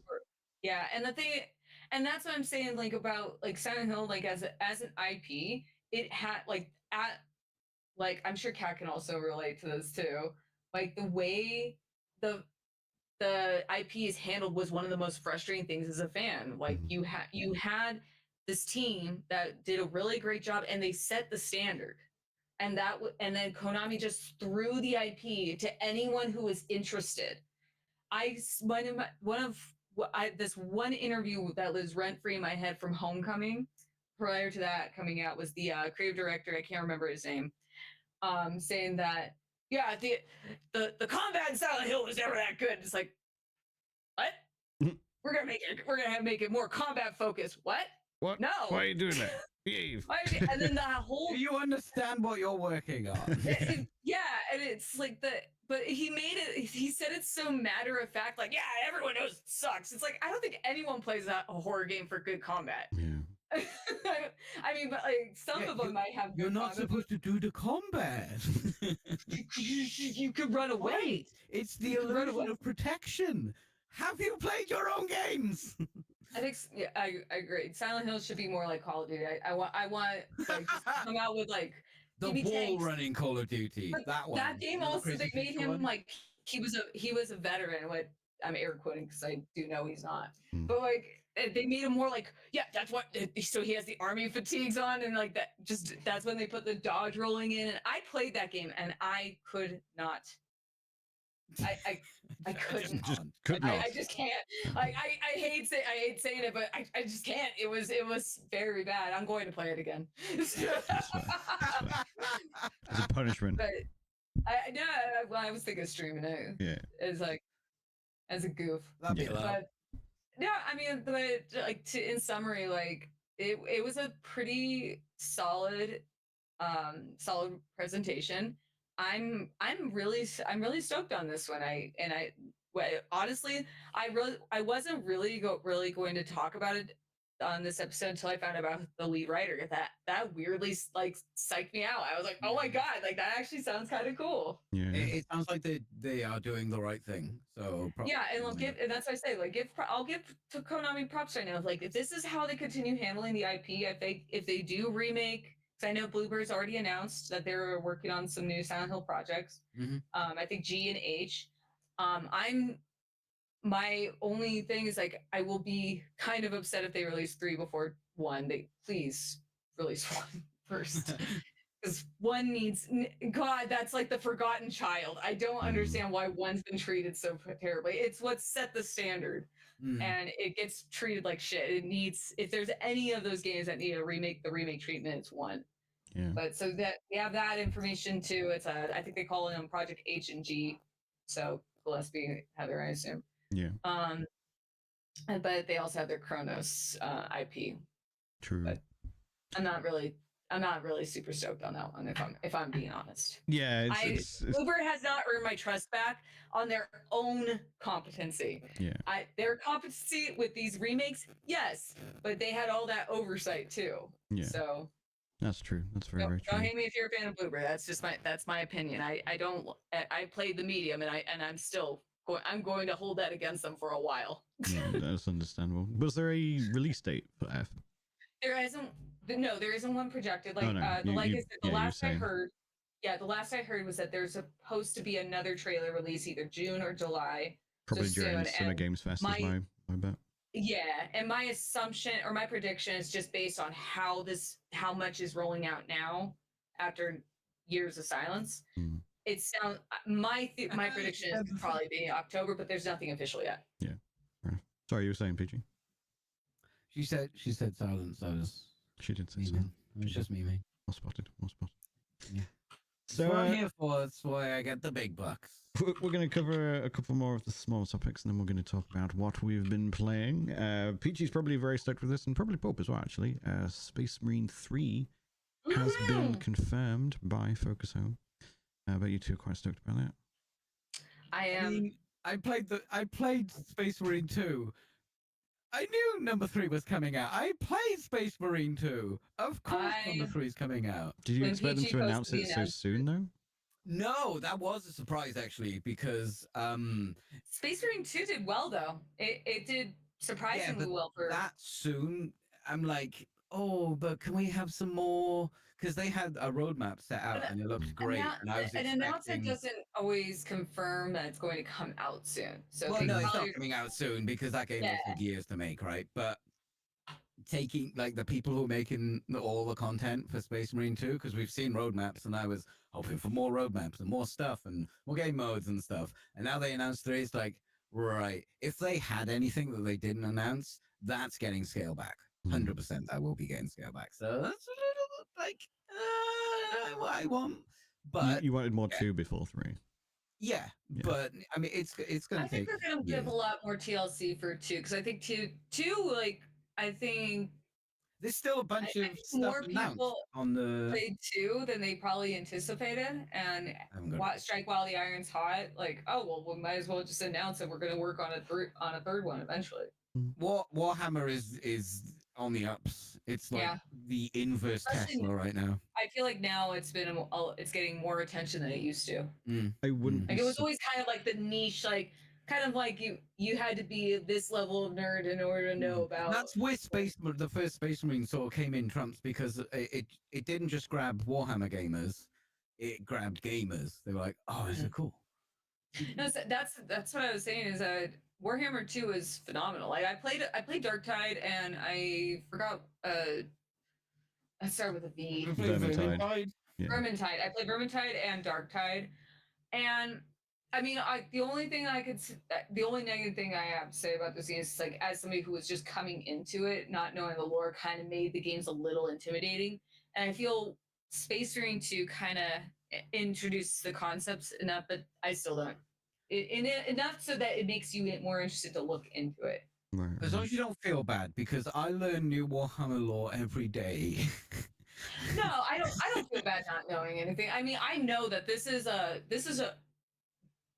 just a lore. There's so much lore that's been in existence for so long now, and just there's also lore that is in existence that nobody knows because they just kind of go, that thing that happened on Tracon 5, and everyone's like, I feel like with any kind of content like that, like Warhammer, you got even D&D, things that have been in existence for such a long stretch of time, where they've been given, the creators have been given so many opportunities to compound. Yeah, it's like going into it is always going to be intimidating. Yeah. It's One Piece. Yeah, but actually, legitimately, don't be intimidated by the amount of lore, because, like I said, they will like mention something offhand in a book as if it was a big deal. And everyone will be like, oh, what's this thing? We don't know what this is, because it doesn't actually exist. They just kind of go, hey, stuff. And you go, I want to know more about that. So they go, okay, book. Hang on. Well, one thing I noticed with Warhammer fans is there is an enthusiasm to teach new people the lore. Like, at least in my experience. I'm sure there's not. And then they all contradict each other, and you got 3 people in chat telling you, teach you the same thing. I do interact with, like, you know, PGU included. Like, I've interacted with a lot of people who are really big fans of Warhammer, and there is a level of enthusiasm with like, let me tell you about the lore, and like get really into it, and it seems like they get excited every time when someone takes an interest in it. Yeah. So, like, you know all this stuff, all right? And I have to unload this on someone. So the Exorcists, right? They're a loyalist character, and when they're becoming a Space Marine, they actually lose part of their soul, which actually means they're better at fighting demons because there's no soul to attack. Oh, he's still going. My chat. I keep muting you. I was trying to find my slider to like make myself quieter. Yeah, just fade out. Yeah. But either way, I was going to add. I think Games Workshop probably had a little bit of influence on it. My brother-in-law works at Game Workshop, and he was telling me how, like, the one. Sorry. Game Workshop, just the one. Oh, well, like Game Workshop headquarters. That's why I referred Games to Workshop. No, the joke was. Do you know what? Carry on, Brian. Carry on. Either way. I'm sorry. Apparently, I don't know how to joke today. It's fine. It's fine. But yeah, so he was telling me how they actually keep quite a close eye on the IP that they give out now, probably due to the past where they were just like, let's give it to everybody, and they come back with a bunch of shit. Whereas now it's like Marvel were like, do you want this? Yeah, you want Spider-Man? Whereas now I think, like, I can't say too much obviously, but I think there was quite a bit of investment from Games Workshop as well, so they were quite keen on the success of Space Marine 2. And because it's been so successful, I wouldn't be surprised if Games Workshop are like, yo, we want more success. Let's milk this cow or get on this cow kind of thing. So I'm sure that has had some form of impact on how they've announced it so soon, just to build that hype. The question is, have they announced it too soon? Games Workshop have moved away from the milking for sure. The milkening. The milkening. The Horus Heresy Part 2, the milkening. But yeah, to hear it so soon, it could be totally innocuous, like, because when a game does well, they're gonna make a sequel, right? Yeah. And the company just goes off and goes, right, okay, let's make a team and let's start working on it. Maybe it's actually wholesome. Everyone's like really excited to work on the next one because the second one was so good. That it's just like, just fucking tell them. Games Workshop, when they get a model leaked. If there's a leak of like a model, someone gets a thing or takes a photo or finds a thing, the next time they do a press release, they go, hey, here's that thing you've already saw and that people leaked. They're not like, precious with that. Obviously, they don't want it leaked until they're ready to release it. But if it does, they just go, yeah, okay, there it is. Look at this little monkey leg. Yeah. That's fine. That's fine. They haven't all got monkey legs. I'd like to point out. They do not. Not all of them. Just probably too many of them. The other topics we've got, I briefly mentioned No Rest of the Wicked. They've actually gone independent now. So they brokered a deal with Private Division, who were previously under the 2K umbrella, and they are now completely independent, and they're quite stoked about that. I'm genuinely quite stoked about that. I feel like Moonstudios Microsoft at one point. I believe they had a deal with Microsoft with Ori and stuff, with Game Pass Ori, and that. I remember Ori in the Forest. Will o' the Wisps and the Blind Forest, I believe, are the two games that they did.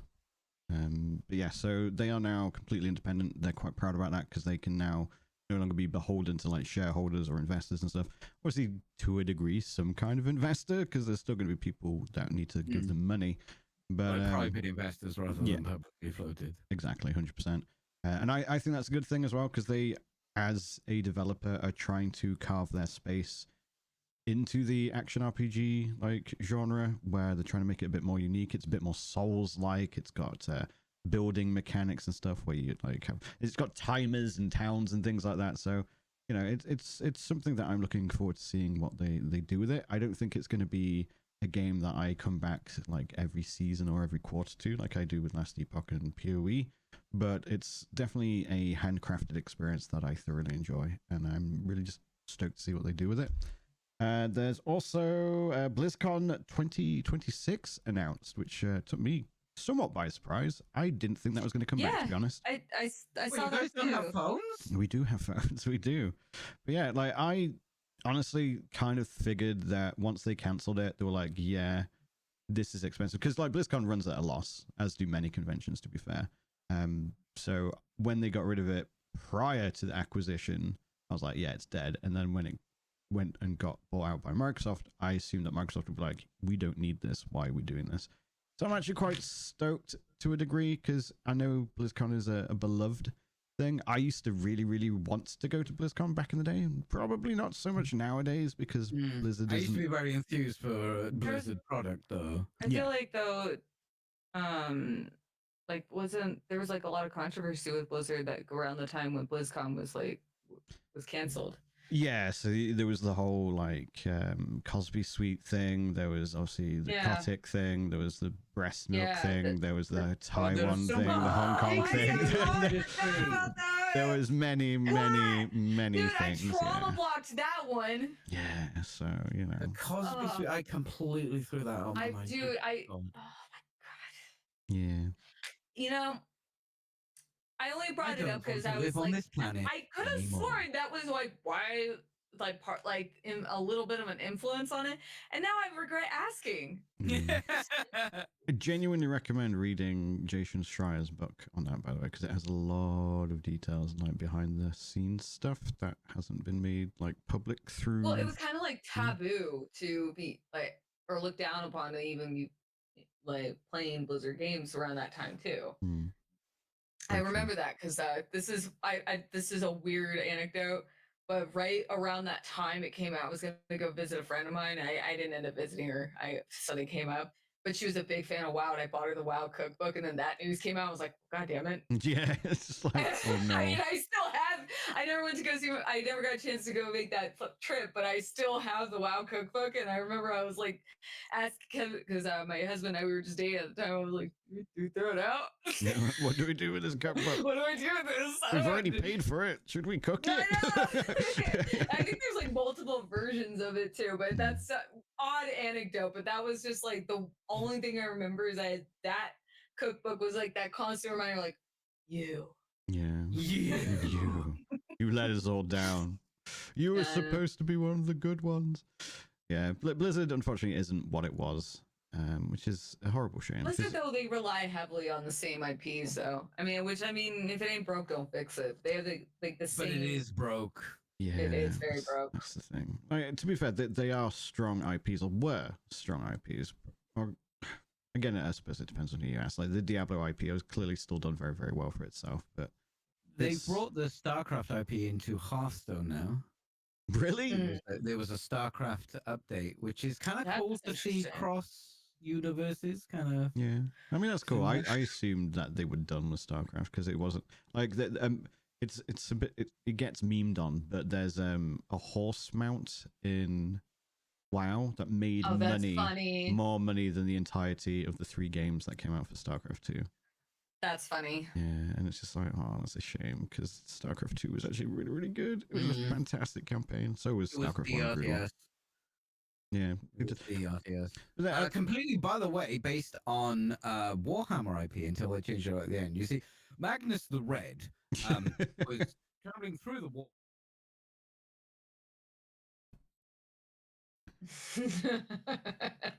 You should have let that draw out a little bit longer before he. I actually muted him like within seconds. That's wonderful. But That's wonderful. I mean, it's the You RTS should is bring Bobby potential- Kotick back. I'm sure he has plenty of ideas. Okay, we need to ban Kemp. Kemp is banned. Kemp, ban yourself. But yeah, like obviously we've got He's got a point. Dreamhaven. I want to say, is it Dreamhaven? No, sorry, Frost Giant. Dreamhaven is also an ex-Blizzard employee studio, but Frost Giant, they're obviously making Storm thingy, which is basically a spiritual successor to StarCraft. Yeah. Stormgate. That's the one with the hero characters, isn't it? I think there are some hero characters in it. Yeah. But it's basically like demons, angels, and humans. All It's in a cool. very, I've very only similar seen format. a bit of content from it. It still does seem like the It's very much StarCraft. not prime time, but you know. Well, I played the beta and like all the hotkeys and everything were the same, and I was destroying people because I was obviously familiar with StarCraft and StarCraft 2. Yeah, so I was just there like blasting through hotkeys and just building stuff in seconds, whilst the people I was playing against were like, I'm new to this game. Oh, I've just got fisted kind of thing by this guy who knows what he's doing. So if you're a StarCraft fan, absolutely do check it out because it's very, very StarCraft coded. Moving on, there is also rumors technically about the Xbox Handheld actually coming out this year. A lot of people are speculating it's kind of a move because of Steam moving their OS to third parties or opening it up to third parties. So basically you don't need to buy a Steam Deck anymore. You can just buy another handheld of your preference with Steam OS on it, which is stupidly good. So people think it's Xbox reacting to that. I believe the assumption is that it's going to be with a third party. So much as a, hey, do you know what's cool? We lost the console wars. Steam's pretty cool. We got PCs. We have Windows. Steam is on our platform. We could just get in here and just be the same thing, and no one will notice. Well, that's the thing. So, because Xbox at the moment have already worked with, I think it's Asus and stuff like that to make Game Pass accessible and whatnot, but they all run on Windows, whereas obviously the Steam Deck runs on Proton Steam OS. Yeah, that's a Linux fork, is it? Yes. So, if you want to play Game Pass games on Steam, you have to sideload Windows onto it. So I think this is their answer to it. One, so the Steam OS doesn't dominate all the devices, and they can go, oh well, we've got a device as well, but the rumor is that they're working with a third party rather than making their own. So it could be an MSI, it could be an Asus, it could be whatever, but with like an Xbox button built into it kind of thing. So it'll be interesting because I think I would actually like to see the handheld market grow, or more specifically the handheld PC market grow, if you know what I mean. Because I do think it's a very, very powerful tool. I think it's going to be... It'll be really nice to not have to lug around a laptop everywhere and have just this little thing that can fit in like the side of my bag, as opposed to having a dedicated bag to when I go to TwitchCon, for example, and stuff like that. Especially when it's so powerful that it can be used as a PC and just a Bluetooth keyboard and whatever can be like, plugged into it and whatnot. So you know what's quite interesting about this whole thing is we got PlayStation exclusives on PCs.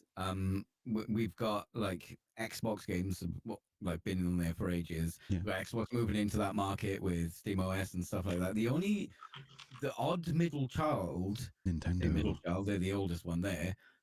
Nintendo. I think there's never a hint of Nintendo going anywhere other than their own hardware. I think it's because Nintendo's looked under a different light, because Nintendo themselves are a technology company. So when you get a Nintendo console, it's because it's weird. It does something different. It's not because it's powerful. It's not because it's competing against PlayStation or Xbox or Dreamcast or whoever before it. It's because it comes with a gimmick. And then, of course, the games that come with it play into those gimmicks usually in some way or form. Yeah. Like the Wii U is one of the most purchased consoles on the the initial. The Wii U. No, the original Wii. Sorry, the original Wii is like the most bought console on the planet. My mum bought one. Yeah, exactly.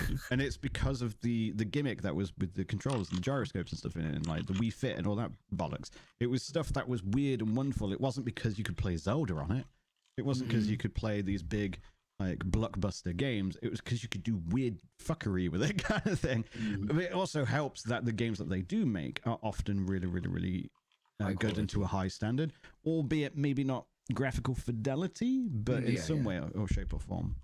So I think whilst they are a console manufacturer, they're not perceived necessarily as one. Like when you talk about the console wars, you generally only talk about Microsoft versus Sony. You're never actually talking about them being in that war. They just exist in the periphery, waving as they pass idly by, going, "We've got Mario, woohoo!" kind of thing, and that's it. You know what I mean? We're going to be at a point where, if this all happens, you're going to have a Microsoft-branded handheld console playing PlayStation exclusives.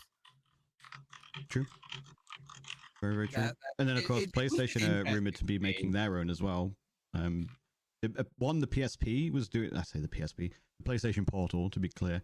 Apparently that has done really well with like the casual audience, even though it's just a stream device. But there are rumors that PlayStation are going to make a proper dedicated handheld as well.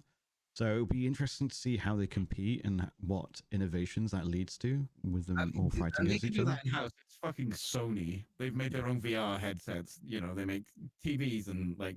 Well, they had Sony the PSP and the Vita before that, so they actually had some actual good handhelds. I liked both of those. Well. Yeah, so we'll see. The original PSP never left my bag. Yeah, it was so good. In a way, I'm kind of looking forward to it. If I were to ever buy another non-PC peripheral or something ever again, it would probably be some form of handheld. And if PlayStation were to make one that was also essentially a PC that played their games without the time wall, that could be very tempting, to be honest. I'm not really a portable gamer. I try. I have a PSP still, actually. You have 17 Switches. Don't listen to it. Well, I don't play them portably. Yeah. Portable. Yeah, we get what you mean. But I bought I did buy a PSP Slim like years ago. I found that when I was moving, the battery almost exploded. That was great. Oh, but, yeah. Careful of that. But I mean, I would like to see the PSP come back because there is a market for it. Yeah. And I think that a lot of people, especially the Vita, like it was the Vita that did pretty well, right? Yeah, I think like there is a market. But those were very small, very portable devices. And the market now for portable devices is your Steam Deck is a chunky boy. You got your ROG, whatever the fuck it's called. Even the Switch is big, right? The PSP was very small. The Go was tiny, like that.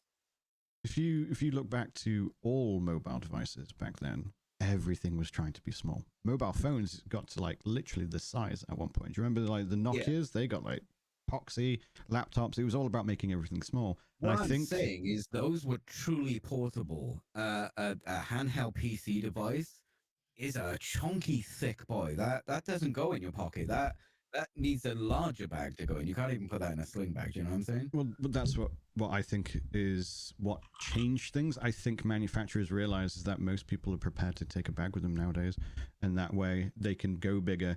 And also ergonomically, I would argue, like for example, the wider controllers are better for your shoulders and stuff, so you're not cramping in and things like that.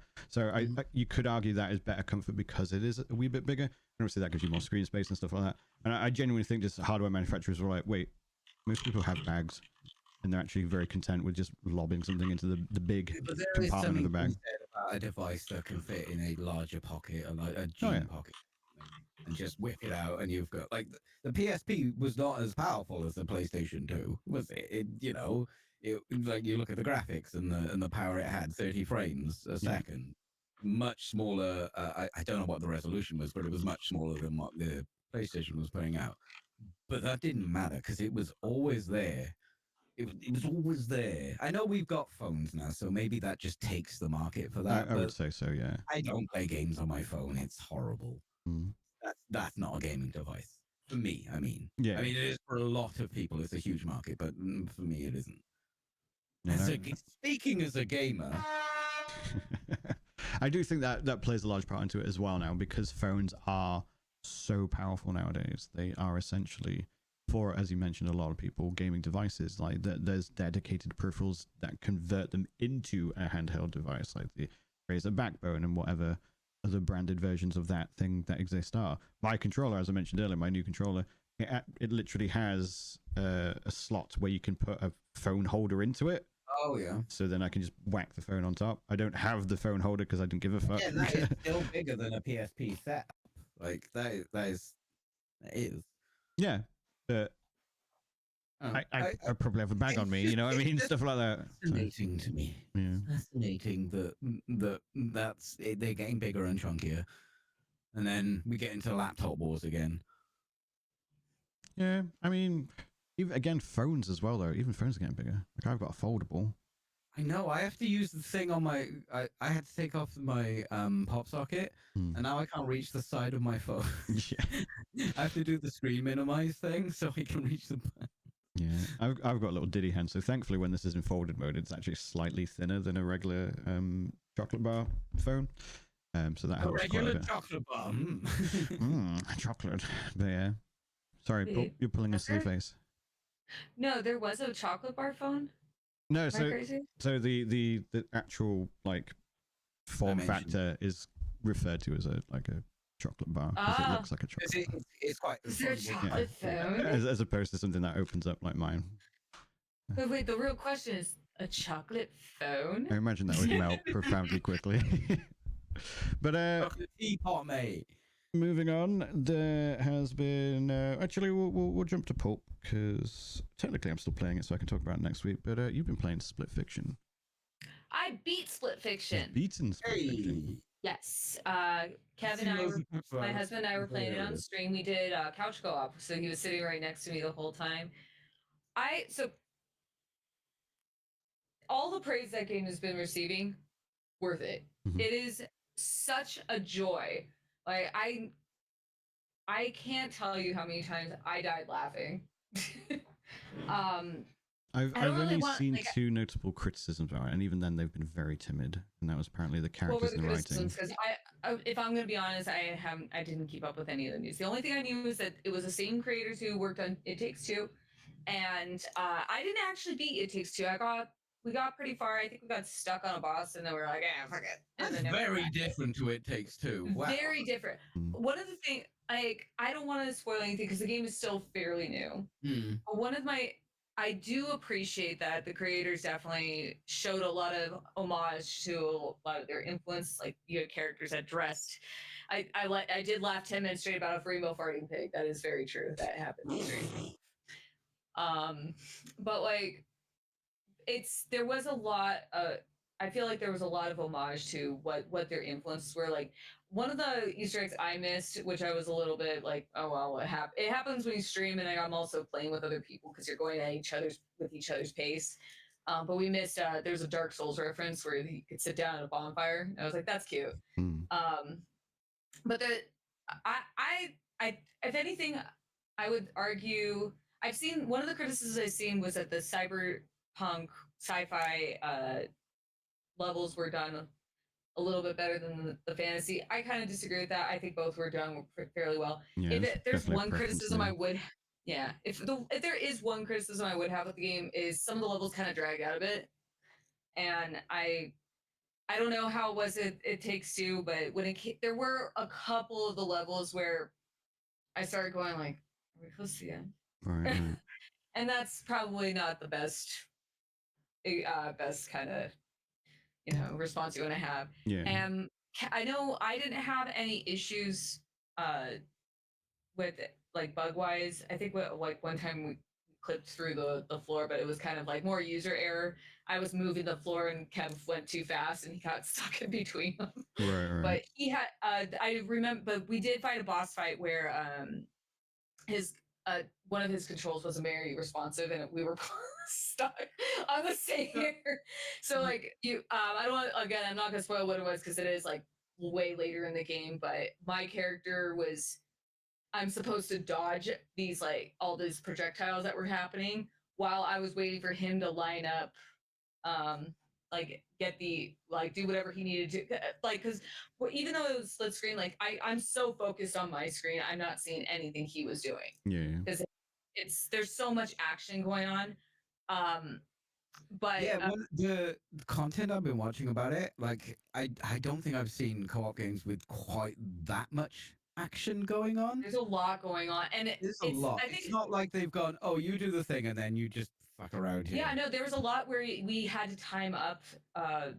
Wait, there's one where I think like I had to set it up, and then he had to go run to the next area, set up the next part, and I had to run really quick. Like there's a lot of like everything is timed. And I mean the game's not difficult by any stretch. That's one of the good things about this developer is they do make these games a lot more accessible, since you might be playing it with a friend, or like I know It Takes Two in particular, like a lot of people played it with their girlfriends or their wives. Yeah. Usually So, with like a you know, non-gamer, and they're like, oh, this is an opportunity to play with Yeah, my non-gamer and partner kind of thing. I mean, if anything, like there are a couple parts like, you know, I the story is weak. I'm going to say that. Like, I mean, it a lot of it, like, you know, it's kind of predictable. And I'm not saying that that's a fault on the game, on the writers. It's like they are tropes that we've all seen before, and I think kind of expected with like this kind of concept that there's going to be tropes that we've already seen before. Right. So like there's a couple, like they would be building to whatever the plot reveal is, like what the incentive or the you know, the motivations for the character, and I just like would right out of nowhere just like loud something like, I think it's this, and it turned out to be that, and it's like yeah, shocker. That's fair, yeah, that's fair. But if I'm being honest, we were not playing this game for the story. I honestly could care less about the story. But It was a fun co-op time. It's a very fun co-op experience.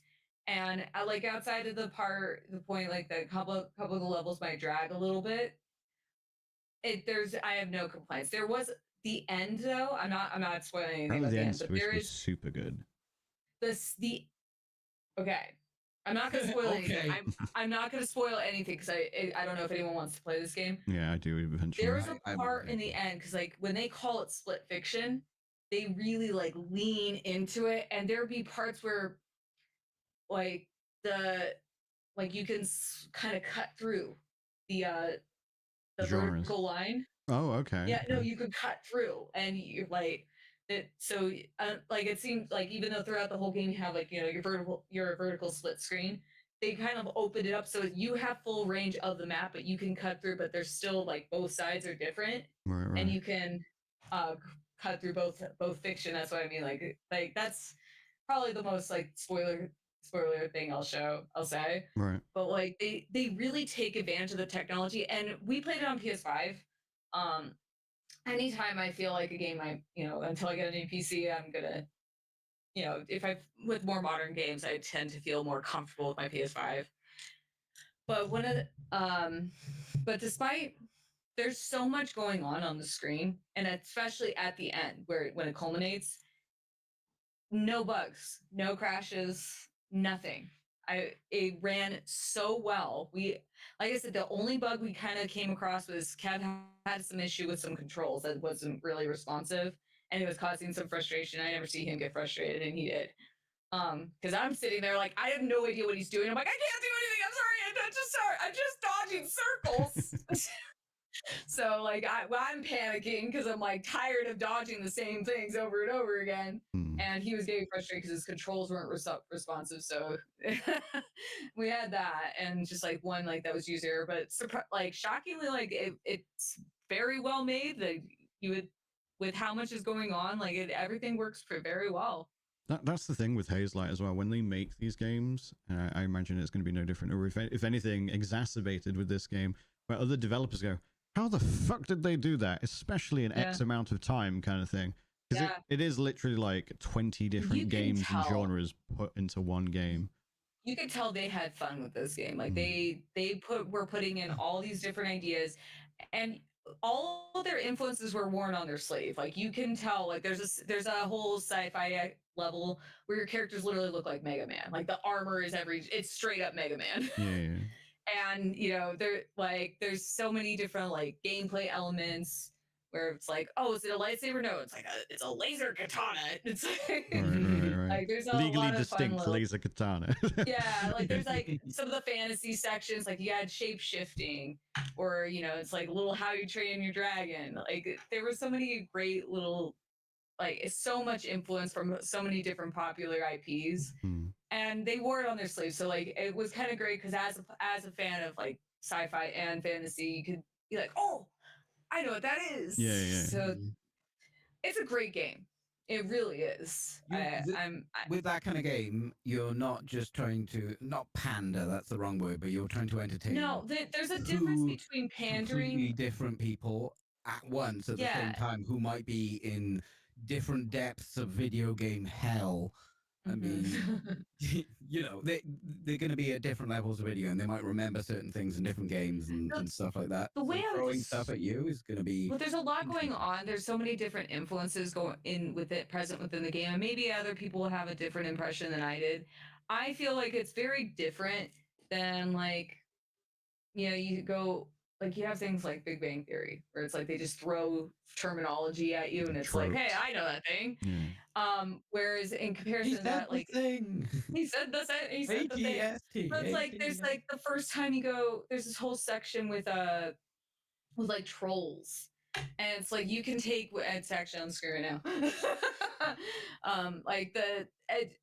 You can take any. It's vague enough where there's like you can pick up what influences are there, but not strong enough where it's like hitting you in the face. Like there's one you get to do these little side quests or side stories. That's what they call them. And we missed a couple of them. We didn't get them all because there would be like a ripple effect in the air and the environment, and like that's the characters. They make it obvious. They'll be like, oh look, there's a side story, and you could go over there and get it. And we were not paying attention enough to a couple of them apparently. Oh my god, it's Crash Bandicoot. Yep. Yeah, it's like all like the amount of the gameplay. Like there's so much.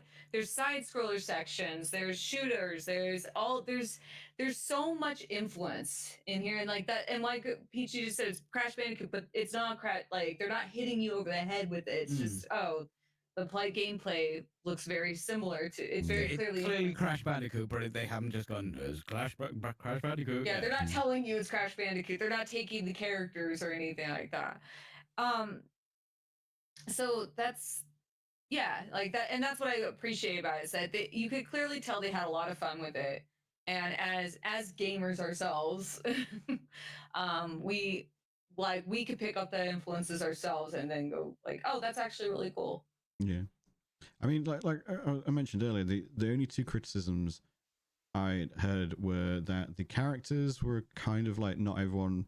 I read a lot of reviews because I am interested in playing it, but a lot of people like the characters are like, you don't vibe with them as much as you may have in It Takes Two. So I played on the left, so I played the sci-fi chick, and I'm gonna be honest, there was quite a few times when we were playing, I would just flat out say like, I do not like this girl. Right. Like it's not, but like I'm not trying to be funny. It's just the character archetype that she was written on, because there's a lot. The game is very heavy with cliches.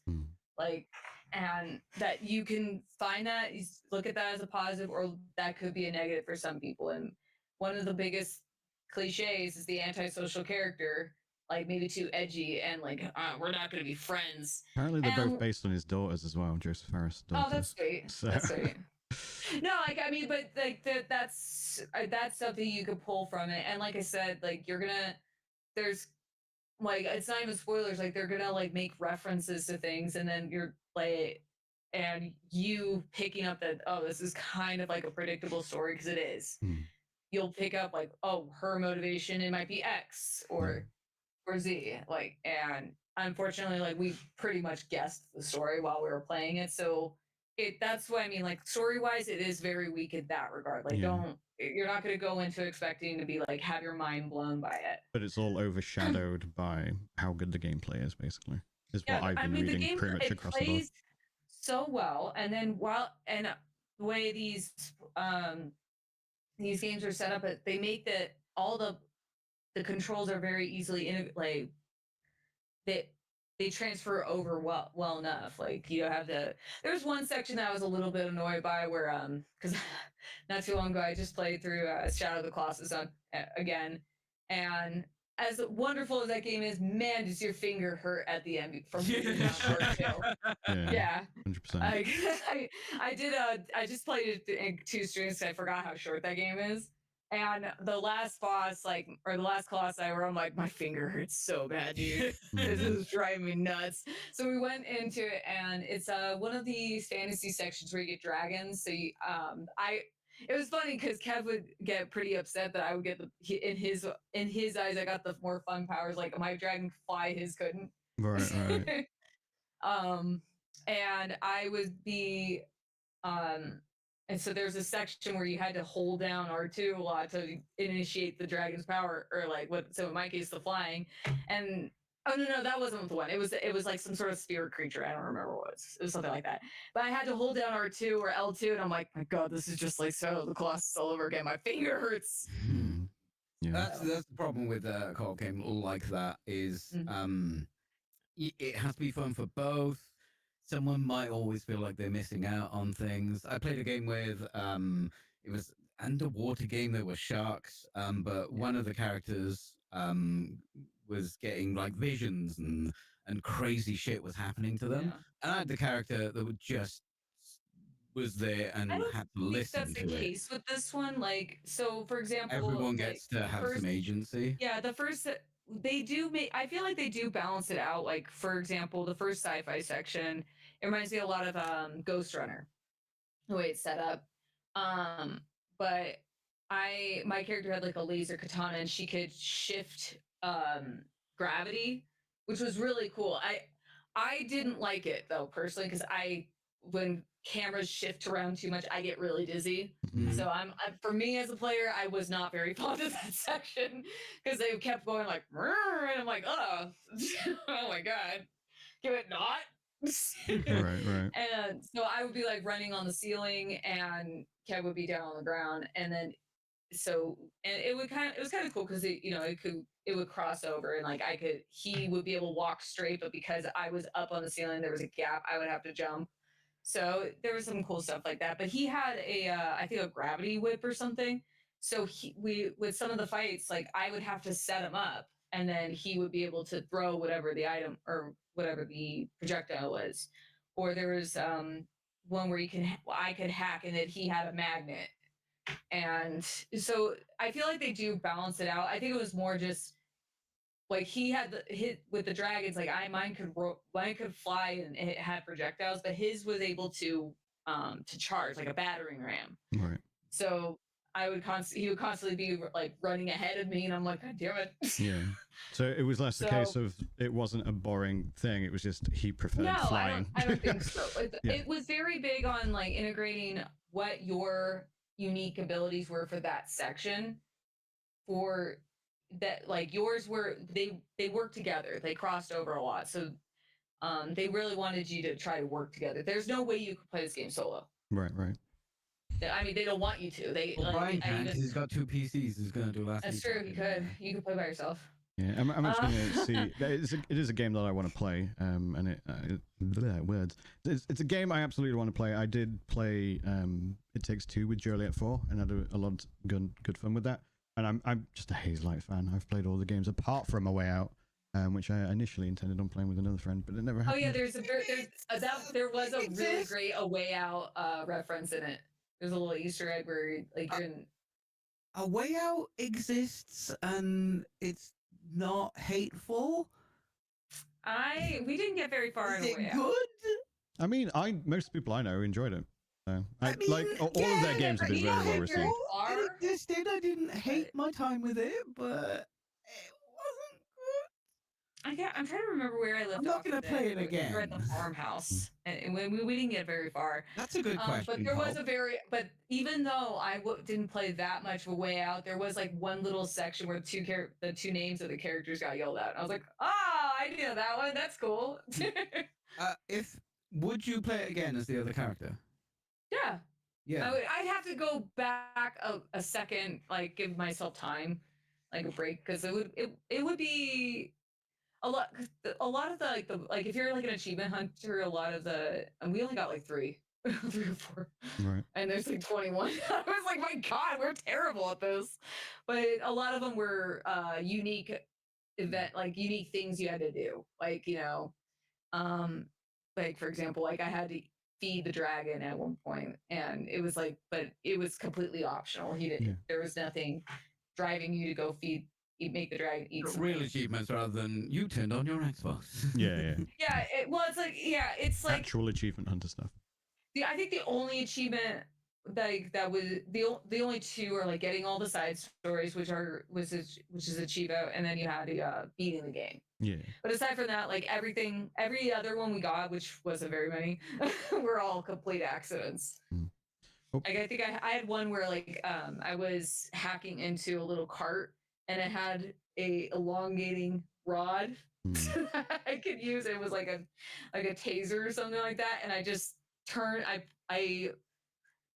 God, there's no way. It was fully erect, so there's no way of putting this in a simple way. Right. And I turned really fast, and I just knocked Kevin out and killed him. Nice with your and erect. then we started laughing, and then it was like, we got an achievement for it. Nice. Knocking over partner with erection. Love to see it. Morning wood. That's the only way you can word it, man. It was a grower. It was a grower. For sure. So just before we wrap up then, if you are interested in checking out Split Fiction, it's cross-platform and only one of you needs to own the game. So if you bought it on PlayStation, you can play it with your friend who's on PC and vice versa. And all you have to do is pay. one person has to just download the Friends Pass. So that's one of the things I really like about Haze is that they make it very accessible for if you want to play with a friend, that you don't both have to own the same copy of the game. That's what made me interested. I'm like, I don't have to, two people don't have to pay this game. Yeah, I have. Buy this game. But you have to play with me. Despite that, they've sold over 1 million copies in the first 48 hours. Oh, as well. brilliant. In 48 hours, yeah. It was. I was million surprised. copies. It was also being streamed a lot on Twitch. Oh, Like, yeah, we were I'm not streaming it. surprised. I would only watch for a bit because I'm like, I actually want to play this. But I did see a lot. Like we're driving the motorbike in the cyberpunk world, and the other person was trying to deal with the phone stuff. That looked hilarious. Oh yeah, the phone thing was funny. And Kevin had to do that one, and he was getting really flustered about it. That did look funny. It looks good. I definitely does. Looks like it's going to be a good time. Pulp. Yeah, it has such a good sense of humor, and like that's when it comes to games like that. Like, yeah, you can. Not every game has to be funny, but with a game like this, with the Pulp. Oh, listen. He's wrapping up. Wrap it up. We're wrapping up. Hi. Sorry, folks. Okay, sorry. Anyway, play Split Fiction. Hi, I'm Pulp Fiction. I'm a former Instagram model turned variety streamer, and you can find me on all my social media under Pulp Fiction because I don't use Twitter anymore. So I'm going to go. Elon. I'm going to go for a quick break, but I'm going to come back and I'm going to play something that makes me happy today. And I'm gonna play Silent Hill 2 remake. Actually, I got one achievement. I want to get it off my system, so I'm gonna go looking for all those memos because I missed one. It's the only achievement I have, so I'm gonna do that later tonight. Around what time is it? 4 o'clock, probably 6 o'clock Pacific Standard Time. And yeah, that's it. Peachy. Hi, Peachy Pixelate here. How you doing? I'm back on my bullshit. Tomorrow we've got the Van Life Run, Project Envoy sponsored by AMD. And I'll probably be doing that for a couple of weeks until the character dies. There was a lot of mod tuning today. So tomorrow, no mod tuning, just dying. Not dying, I'm going to win. It's going to happen. This will be the run, 100%. Brian. Hi, thank you to my co-hosts, as always, for a wonderful podcast. We will be back in 2 weeks' time on our regular schedule, and we'll be probably talking about a little bit of Monster Hunter Wilds, as both myself and Pulp have been playing that. and whatever crazy gaming news stories come out in that time. In the meantime, I will potentially be back on tomorrow with probably some Monster Hunter Wilds with friends. Who knows? But otherwise, that's it from me. It's it from us. If you want to find me, I'm on all the things, Brian the Pirate.